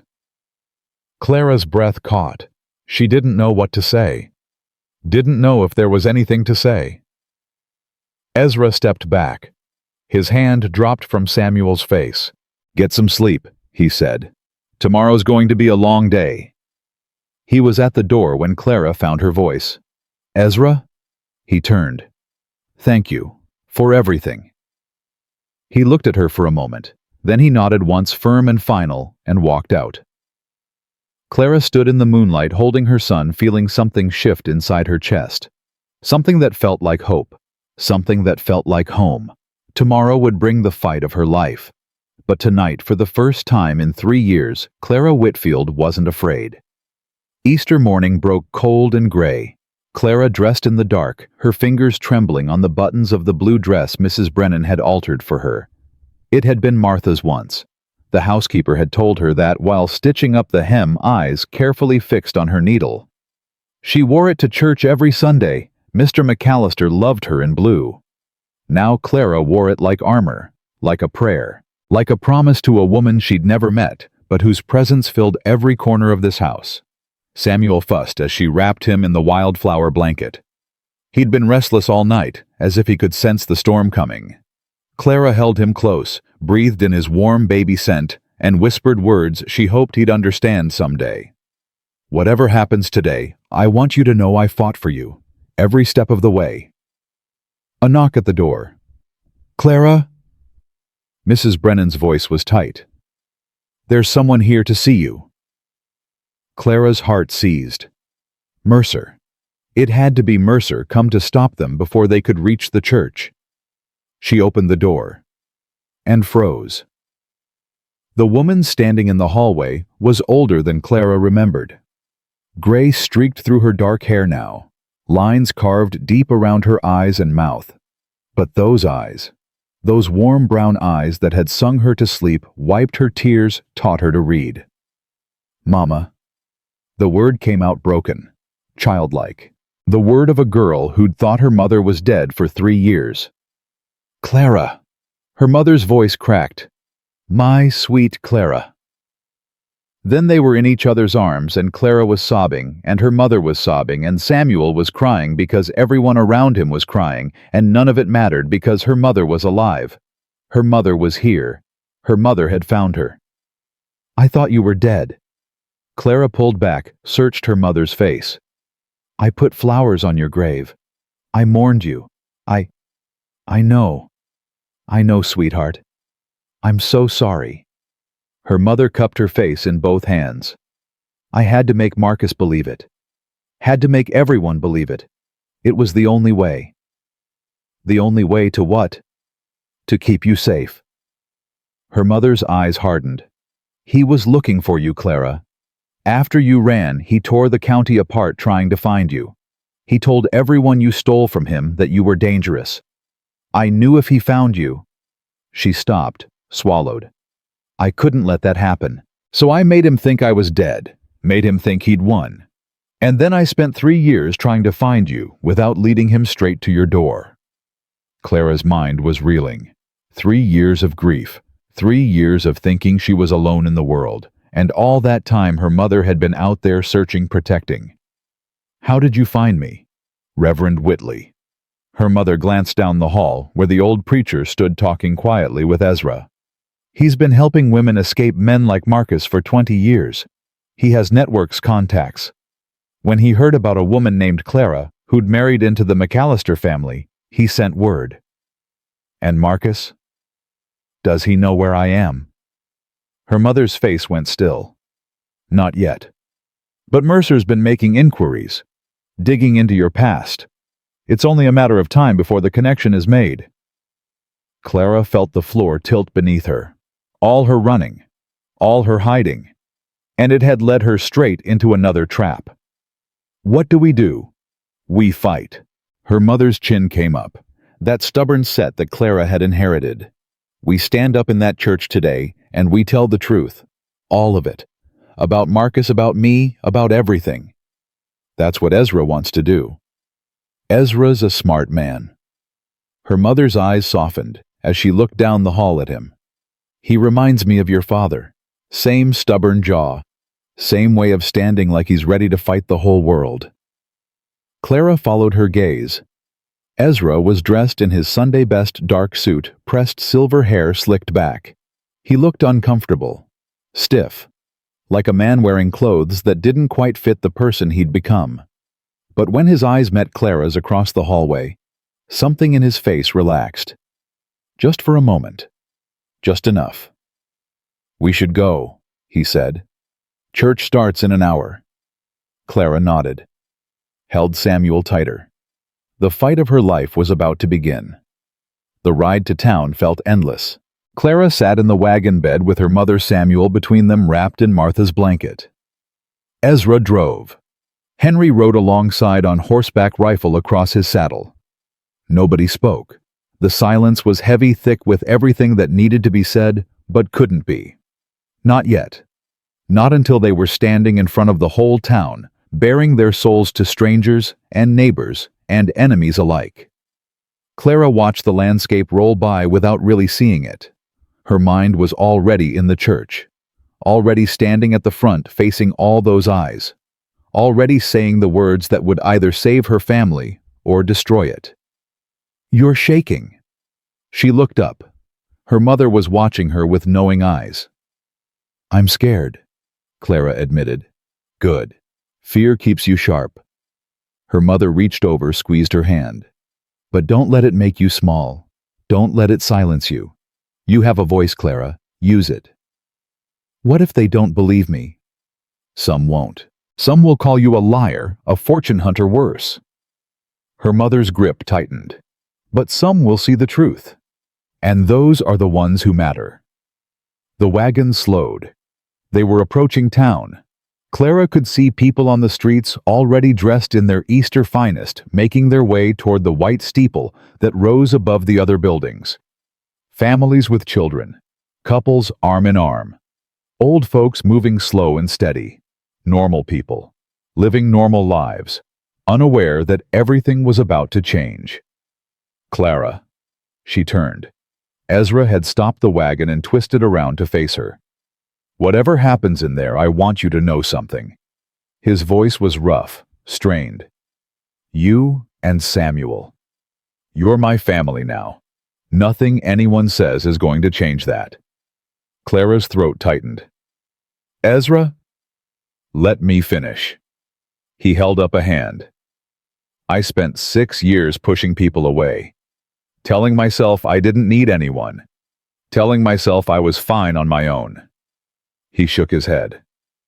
"I wasn't fine. I was dying, just doing it slow. You don't have to." "Yes, I do." His eyes were fierce now, burning. "You walked 300 miles to die on church steps. You carried my son's letters and my wife's blanket, and a baby who didn't know if he'd see another sunrise. You did that alone, Clara. Nobody helped you. Nobody saved you." Clara felt tears sliding down her cheeks. She didn't wipe them away. "But you're not alone anymore." Ezra's voice cracked. "Whatever comes through that church door, you've got me. You've got Agnes and Henry. You've got your mother." He reached out, touched Samuel's cheek. "And this boy has a grandfather who's going to fight for him until his last breath." Clara couldn't speak, could barely breathe. She just nodded, tears falling heartful. Ezra turned back around, picked up the reins. "Let's go give 'em hell." The church was packed, every pew filled, people standing along the walls, faces Clara didn't recognize, and faces she'd come to know over the past weeks. Mrs. Brennan in the front row, hands clasped in her lap. Doc Harrison near the back, medical bag at his feet, like he expected trouble. And there in the third pew, from the front, Ambrose Mercer. He was smiling. That smile made Clara's blood run cold. It was the smile of a man who thought he'd already won. A man who had something planned. Something she didn't see coming. Pastor Stone stood at the pulpit, Bible open before him, waiting for the congregation to settle. His eyes found Ezra's as they walked down the aisle, and something passed between them. A nod. An understanding. This had been arranged. Clara followed Ezra to the front pew, her mother beside her, Samuel in her arms. She could feel the eyes on them, could hear the whispers starting. "Is that her? The woman from the ranch? Who's that with her I've never seen? Look at the baby. Is that really—" "Quiet down now." Pastor Stone's voice cut through the murmurs. "Let's begin with a prayer." Heads bowed. Clara kept her eyes open. watched Mercer, whose smile hadn't wavered, watched the door at the back of the church, half expecting Marcus Thornton to walk through it. The prayer ended. Pastor Stone looked out at the congregation. "Before we begin our Easter service, there's a matter that needs to be addressed. A matter of family, of truth, of justice." His eyes moved to Ezra. "Mr. McAllister has requested the opportunity to speak." A murmur ran through the crowd. Ezra stood straightening his coat, squaring his shoulders. He looked like a man walking to his own execution, or his redemption. He walked to the front of the church, turned to face the congregation. Silence fell. "Most of you know me," he began. His voice was rough but steady. "You've known me for 30 years. You knew my wife Martha. You knew my son Caleb." More murmurs. The name Caleb rippled through the crowd like a stone dropped in still water. 6 years ago, Caleb left this ranch, left this town, left me. Ezra's jaw tightened. "I let him go. Told him if he walked out that door I wouldn't come looking. I was angry, hurt, too proud to bend." Clara watched his hands clench at his sides, watched him fight for control. "I spent 6 years regretting those words. 6 years wondering where he was, if he was safe, if he'd ever forgive me." Ezra's voice dropped. "Then I got a letter from Tucson. My son was dead. Consumption. He died alone in a boarding house with no family, no friends, no one to hold his hand." A woman in the middle pews pressed her hand to her mouth. Several people bowed their heads. "I buried an empty coffin on the hill next to his mother. Told myself it was over. Told myself there was nothing left of my family but memories and regret." Ezra turned, looked at Clara. "I was wrong." He gestured for her to stand. Clara's legs felt like water, but she rose, walked to stand beside him, Samuel in her arms. "This is Clara Whitfield. She was my son's wife." Gasps rippled through the congregation. "And this—" Ezra's voice broke. He stopped, started again. "This is Samuel, my grandson, my blood, the only thing left of my boy in this world." The church erupted. "She's lying." Mercer was on his feet, pointing an accusing finger at Clara. "This woman is a fraud, a con artist. She has no proof of marriage, no documentation. She appeared out of nowhere with a baby and a story, and Ezra McAllister, a grieving old man, was fool enough to believe her." "That's enough, Mercer." Ezra's voice was steel. "Is it?" Mercer pushed into the aisle, playing to the crowd. "I've done my research. This woman isn't even who she says she is. Her real name is Clara Hartley. She's wanted in Ohio for theft. She's a fugitive she's running from a monster." Everyone turned. Clara's mother stepped into the aisle. Her chin was high, her voice clear. "My name is Elizabeth Hartley. I'm Clara's mother, and I can tell you exactly what she's running from." Mercer's smile faltered. "Who is this woman?" "This is clearly a setup. The man she's running from is Marcus Thornton." Elizabeth's voice carried through the church. "My second husband, a man who tried to force himself on my daughter when she was 18 years old." Shock rippled through the congregation. Women gasped. Men muttered darkly. "That's a lie," Mercer sputtered. "There's no proof of—" "I have proof." Elizabeth reached into her coat, pulled out the bundle of papers the Reverend had brought. "Affidavits from witnesses. Letters from the sheriff who investigated my faked death. Documentation proving that Marcus Thornton is a predator who's been using his money and influence to hunt my daughter for 3 years." She handed the papers to Pastor Stone, who took them with trembling hands. "And I have this." Elizabeth held up a photograph. "My daughter, on her wedding day, standing beside Caleb McAllister in front of the courthouse in Tucson." Clara's heart stopped. She'd never seen that photograph, didn't know it existed. But there it was, her and Caleb, young and hopeful, standing on the courthouse steps. She was wearing the white dress she'd borrowed from a neighbor. He was wearing his best shirt, the one with the pearl buttons. They were smiling. They looked so happy. Clara's voice came out strangled. How do you have that? Caleb sent it to me. Elizabeth's eyes were wet. 2 months after you married, he tracked me down, told me he loved you, asked for my blessing. She smiled through her tears. I gave it. Clara felt the ground tilt. Caleb had found her mother. Caleb had written to her. Caleb had done all of this, and she'd never known. That photograph proves nothing, Mercer said, but his voice had lost its confidence. It could be anyone. It could be... It's them. Doc Harrison stood up in the back pew. I treated Caleb McAllister when he was a boy. I know that face. That's him in the photograph. So do I, another voice called out. Old Mrs. Patterson, who'd known the McAllisters for 40 years. That's Caleb. I'd stake my life on it. And me. Henry stepped forward from where he'd been standing by the door. I worked alongside that boy for 10 years. That's Caleb McAllister. And that baby? He pointed at Samuel. That baby has his eyes. The tide was turning. Clara could feel it. The whispers had changed. People were looking at Mercer differently now, looking at him like they were seeing him for the first time. This is ridiculous. Mercer's face had gone red. You're all being manipulated. This woman is a criminal, and Ezra McAllister is a senile old fool who... Careful! Ezra's voice cut through like a blade. He stepped toward Mercer. 1 step. 2. The lawyer stumbled backward. You've been circling my ranch for 6 years, waiting for me to die, waiting to pick my bones clean. Ezra's voice was low, dangerous. You spread lies about my son. You hired investigators to dig up dirt on a woman who was just trying to protect her child.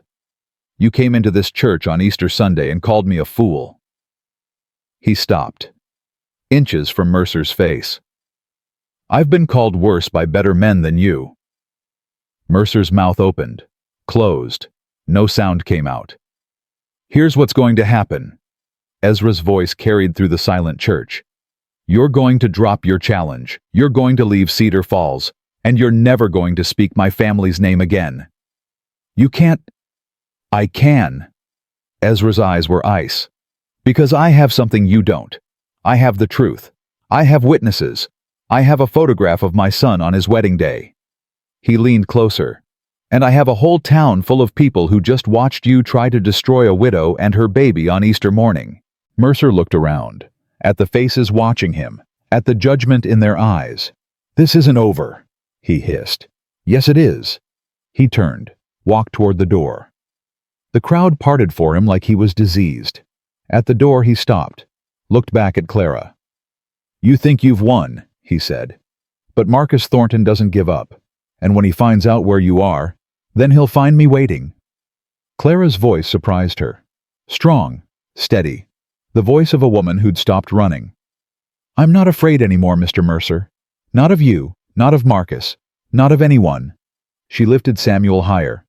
This is my son. This is my family, and I will fight for them until my last breath. Mercer stared at her for a long moment. Then he turned and walked out. The church door slammed behind him. Silence. Then slowly someone started clapping. It was Mrs. Brennan, standing in the front pew, tears streaming down her face, clapping like her life depended on it. Others joined in. Doc Harrison, Henry, old Mrs. Patterson. More and more, until the whole church was applauding. Clara stood frozen, unable to process what was happening. Her mother's arm came around her shoulders. Ezra's hand found hers. Samuel gurgled contentedly in her arms, oblivious to the earthquake that had just reshaped his future.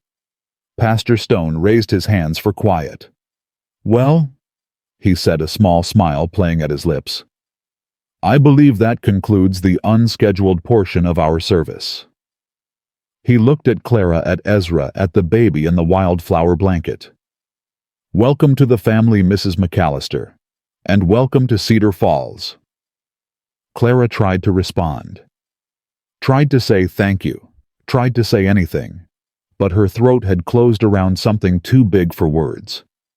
She just nodded, held Samuel tighter, let the tears fall. They'd won. But even as the congregation began singing the opening hymn, even as her mother hugged her and Ezra squeezed her hand, Clara couldn't shake the feeling that this wasn't over. Mercer had said Marcus Thornton didn't give up, and somewhere out there, the monster from her past was still hunting, still waiting, still coming. The hymn swelled around her, voices rising toward heaven, but Clara's eyes stayed on the church door, waiting for the other shoe to drop. The weeks after Easter should have been peaceful. They weren't.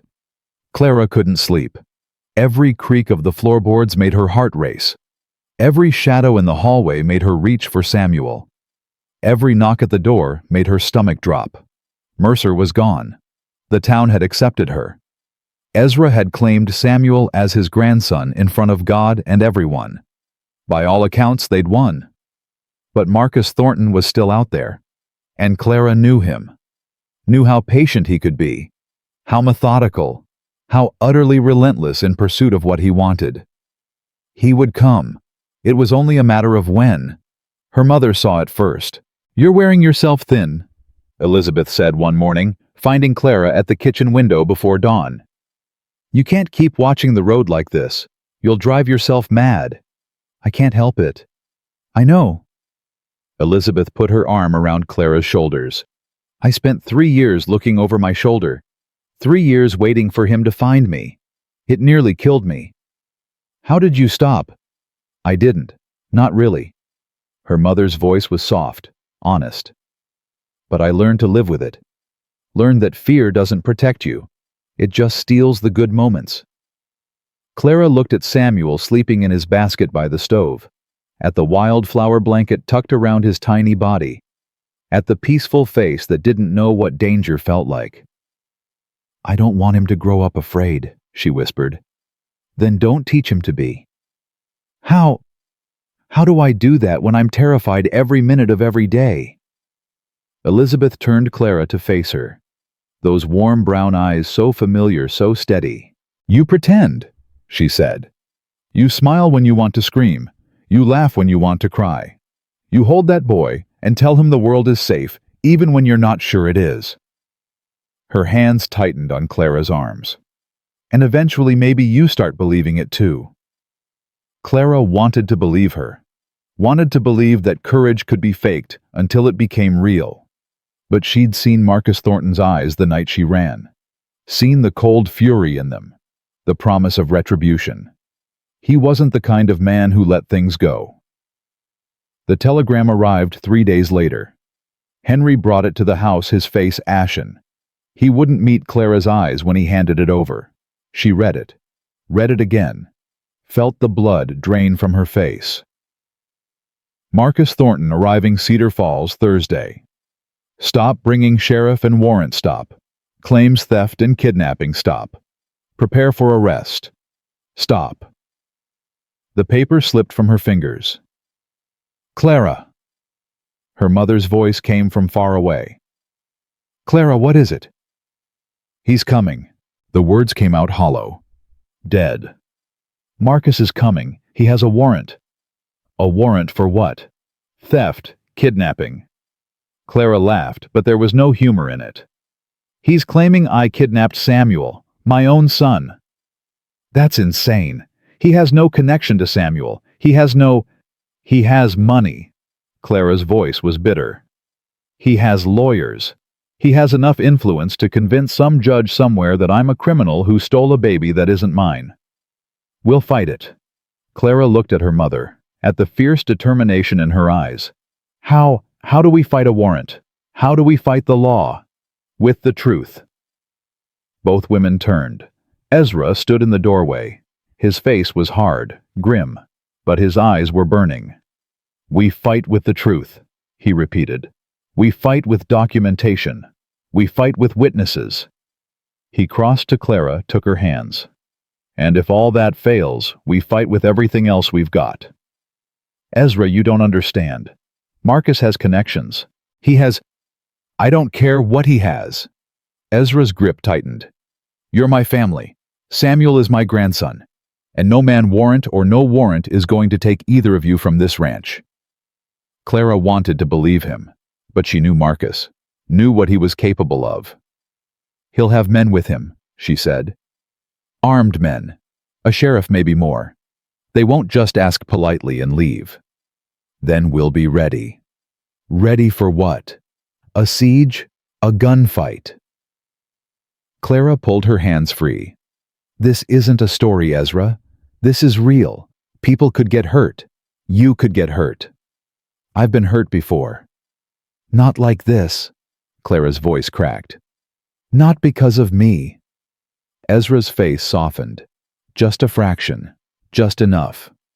Clara, look at me. She looked. I spent 60 years building this ranch, building a legacy for a son who walked away and died alone. His voice was rough with emotion. I thought it was all for nothing. Thought I'd die alone too, and everything I'd worked for would disappear like smoke. He reached out, touched her cheek, gentle, tender. Then you came, you and Samuel. You gave me something to live for again, something to fight for. His eyes were wet. I'm not going to let that go without a fight. Not for Marcus Thornton. Not for anyone. Clara felt tears sliding down her face. I don't want anyone to die for me. Then let's make sure no one has to. The next 3 days were a blur of preparation. Ezra sent telegrams to every lawyer, judge, and lawman he knew. Henry rode to neighboring ranches calling in favors built over 30 years. Mrs. Brennan stockpiled food and bandages preparing for a siege they all prayed wouldn't come. Clara's mother worked on documents, affidavits, witness statements, everything they could gather to prove that Marcus Thornton was a liar and a predator. Reverend Whitley rode out on the second day heading for Helena to track down more evidence. His network of contacts had saved women before. He was determined to save Clara too, and Clara.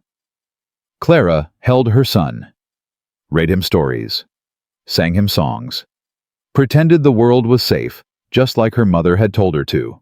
She was getting good at pretending. Thursday dawned gray and cold. Clara was in the parlor with Samuel when she heard the horses, multiple horses, moving fast up the road toward the ranch. Her heart stopped. Clara!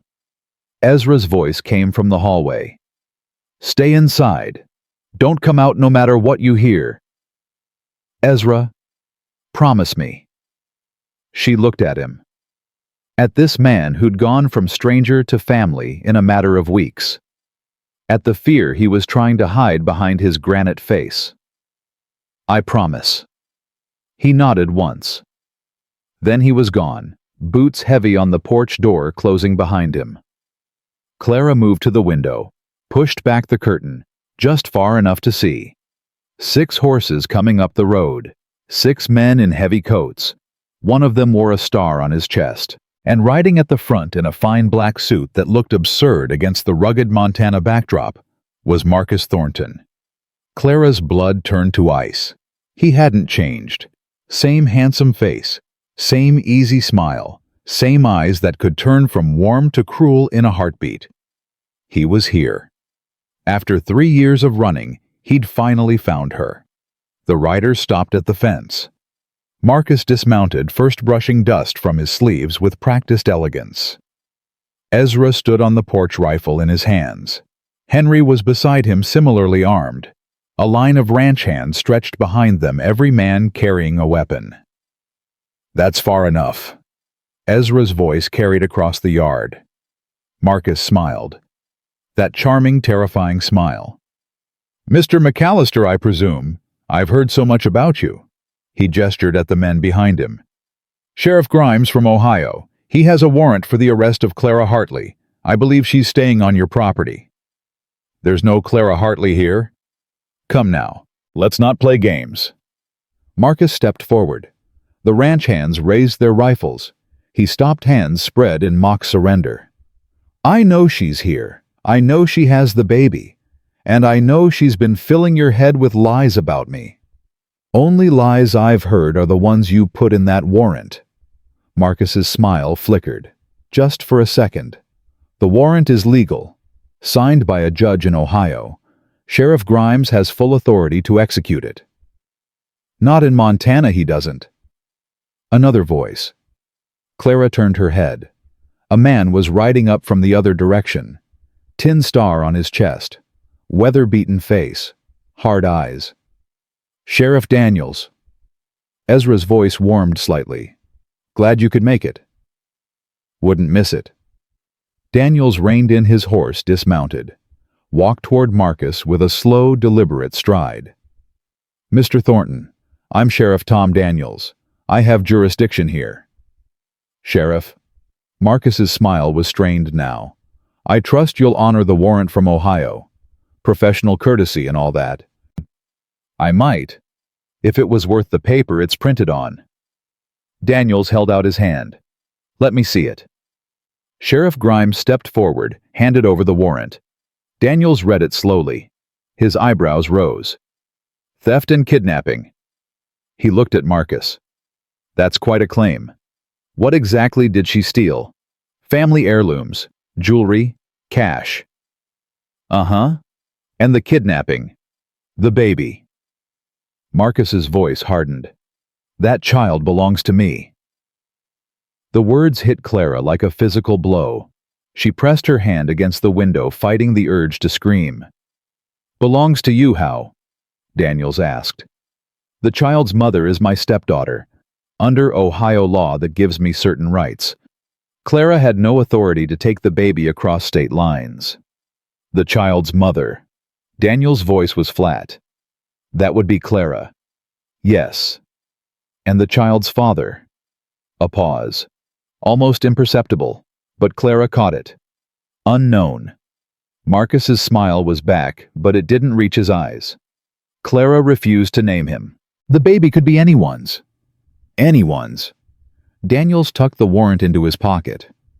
Interesting, because I've got about 24 witnesses who'll swear under oath that the baby's father was Caleb McAllister, including his widow, his grandfather, and his grandmother's own mother. Marcus's composure cracked. That's impossible. Caleb McAllister is dead. So he is. But his son is very much alive. And his son is legally the heir to one of the largest ranches in Montana. Daniels stepped closer to Marcus. Now, I don't know much about Ohio law, but I know Montana law. And Montana law says that baby belongs to his mother and his grandfather, not to some stepfather from 2,000 miles away with a grudge. This is outrageous. Marcus's voice rose. I have a warrant. I have legal authority. You can't just... I can do whatever I want in my jurisdiction. Daniels's voice was cold. And right now, what I want is for you to get back on your horse and ride out of my county. You're making a mistake, Sheriff. Maybe, but it's my mistake to make. Daniels turned to Sheriff Grimes. You came a long way for nothing. I'd suggest heading back to Ohio before the weather turns. Grimes looked at Marcus, at the line of armed ranch hands, at the hard-eyed Montana sheriff who clearly wasn't going to back down. I think we should go, he said quietly. I'm not leaving without her. Yes, you are. Grimes grabbed Marcus's arm. This isn't worth dying over, Thornton. Let it go. Let it go. Marcus's voice cracked. She humiliated me. She ran away like a thief in the night. She made me look like a fool. Then maybe you shouldn't have tried to force yourself on an 18-year-old girl. Clara's mother stepped onto the porch. She stood beside Ezra, chin-high, eyes blazing. The same eyes Clara had inherited, the same stubborn set. Marcus went pale. Elizabeth. Her name came out strangled. You're supposed to be dead. Sorry to disappoint you. I buried you. I paid for your funeral. You buried an empty coffin, just like Ezra McAllister did for his son. Elizabeth walked down the steps toward the man who'd made her life hell. I've spent 3 years hiding from you. 3 years watching over my shoulder. 3 years waiting for you to find us. She stopped, 3 feet from Marcus, close enough to see the rage building in his eyes. It's over, Marcus. I've sent copies of everything to every newspaper in Ohio. The sheriff there, the governor. By the time you get home, Everyone will know what kind of man you really are." "You lying bitch!" He lunged. Elizabeth didn't flinch, but before Marcus could touch her, Ezra was there. Moving faster than a man his age should be able to move. His fist connected with Marcus's jaw with a crack that echoed across the yard. Marcus went down hard. He lay there, stunned, blood streaming from his split lip. Ezra stood over him, breathing hard, fist still clenched. "You ever come near my family again?" Ezra said, his voice deadly quiet. "And I'll kill you myself. That's not a threat. That's a promise." Marcus scrambled backward. His eyes were wild now, desperate. "You can't do this. You can't—" "Get him out of here." Daniels gestured to Grimes. "Before I arrest him for assault." "He assaulted me. That's not how I saw it." Daniels' face was stone. "All I saw was a man defending his family from a trespasser. Perfectly legal in Montana."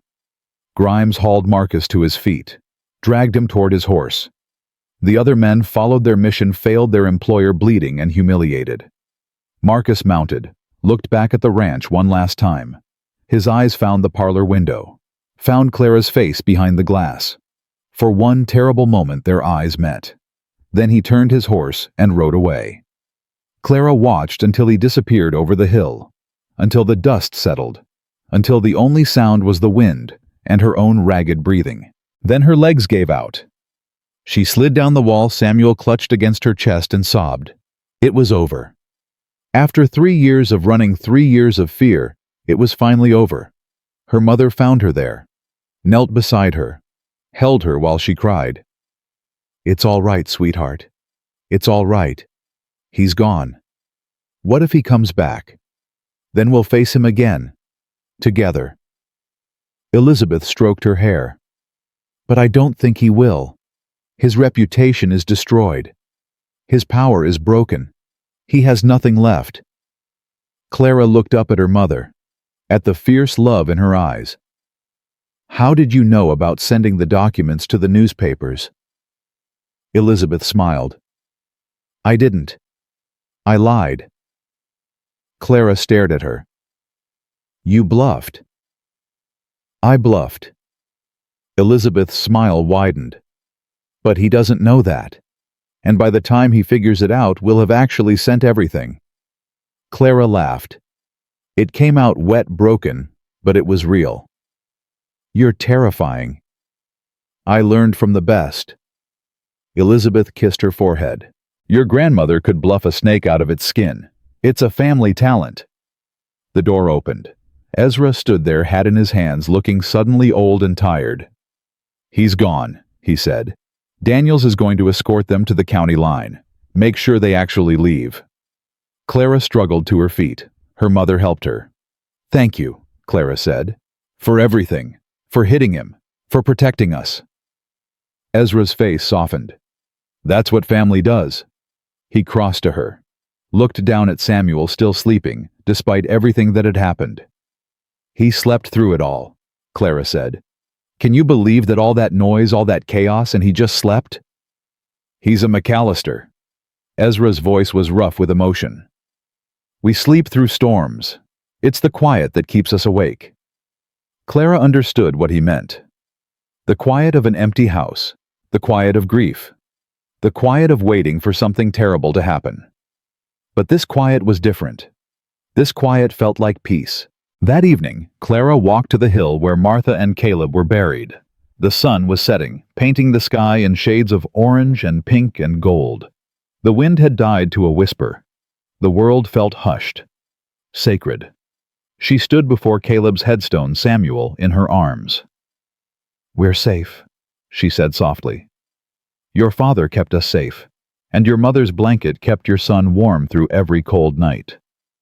She touched the stone, traced the letters of his name. "I wish you could see him, Caleb. He's so beautiful. He has your eyes, your stubborn jaw." She smiled through her tears. "He's going to be a handful, just like you were." Samuel stirred, opened his gray eyes, looked up at her with that wondering expression babies have. "This is your father," Clara told him. I know you'll never meet him, but you'll know him, through stories, through memories, through all the people who loved him. She knelt, placed a small wildflower on the grave, the first bloom of spring picked from the meadow behind the house. Thank you, she whispered, for loving me, for giving me Samuel, for leading me to your family even when you couldn't come home yourself. She stood, brushed the dirt from her skirt. We're going to be okay, she said. All of us, I promise. She turned and walked back toward the house. Ezra was waiting on the porch, her mother beside him, Mrs. Brennan in the doorway wiping her eyes on her apron. Henry standing at the fence pretending he wasn't watching. Her family, cobbled together from grief and circumstance and a blanket stitched with wildflowers. Not the family she'd expected, but the family she needed. Clara climbed the porch steps, stopped beside Ezra. It's beautiful up there, she said. Peaceful. Martha chose the spot, said she wanted to be able to see the whole ranch. Ezra's voice was rough. She always did like a good view. She'd be proud of you, what you did today. Ezra was quiet for a long moment. Then he reached into his pocket, pulled out something small and silver, his wedding ring. I've been carrying this since the day she died, he said. Didn't feel right to wear it without her, but didn't feel right to put it away either. He looked at Clara, at Samuel. I think it's time to let go. He walked to the edge of the porch, looked out at the land spreading before them, at the mountains in the distance, at the sky burning with the last light of day. Then he pressed the ring to his lips. One last kiss. One last goodbye. And he slipped it back onto his finger. Clara blinked. I thought you were... I was. Ezra turned to face her. But letting go doesn't mean forgetting. It means making room for new memories, new love, new family. He looked at the ring on his finger. Martha would want me to wear this. She'd want me to remember what it stands for. What does it stand for? Ezra smiled. The first real smile Clara had seen from him. Home.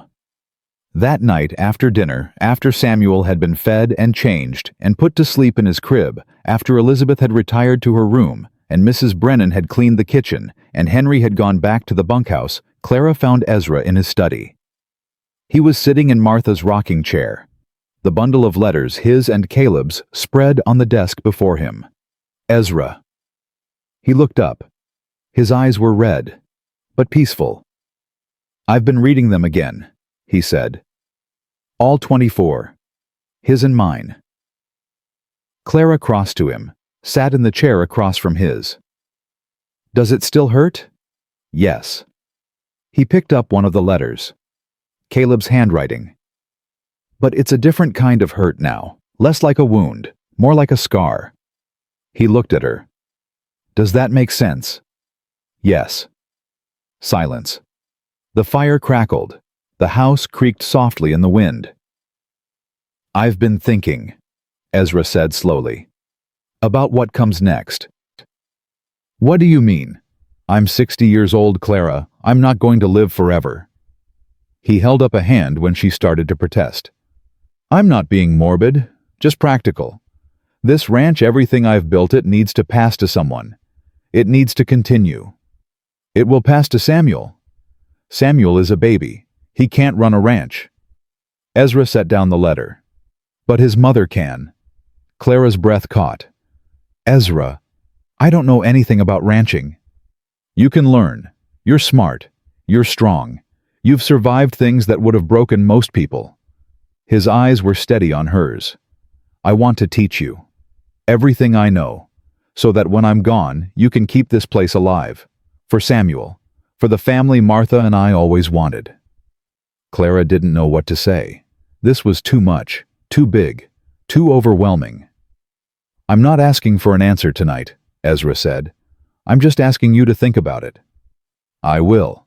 He nodded, stood, stretched his old bones. It's late. You should get some sleep. So should you. I will.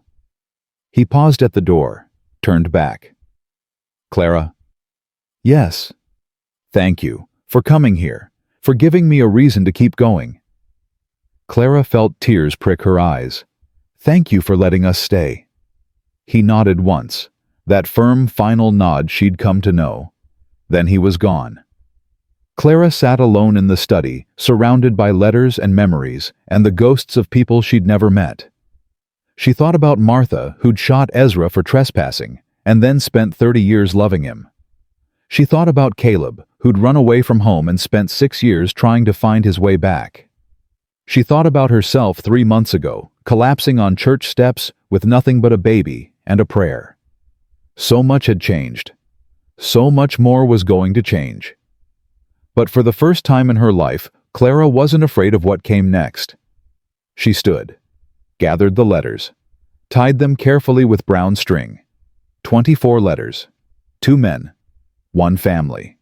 She placed them in the desk drawer, closed it gently. Then she walked to the window, looked out at the land that would someday belong to her son. The moon was rising, the stars were coming out. The wildflowers in the meadow were sleeping beneath a thin layer of frost. Spring was here, and with it a new beginning. Clara touched the glass, cool beneath her fingers. We made it, Caleb, she whispered. We made it home. She turned from the window, walked through the quiet house, climbed the stairs to her room, where Samuel slept in his crib wrapped in his grandmother's blanket. She stood over him for a long moment, watching him breathe, watching his tiny chest rise and fall. Then she climbed into bed, pulled the covers up to her chin, and for the first time in 3 years, Clara McAllister, slept without fear. The nightmares didn't come.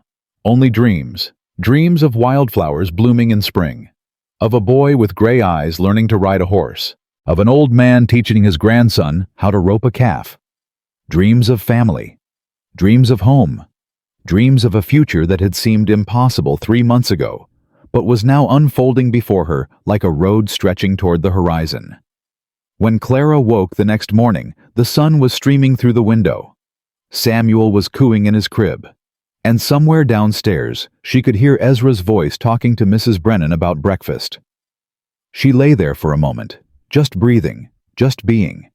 Then she got up, got dressed, picked up her son, and walked downstairs to start the rest of her life.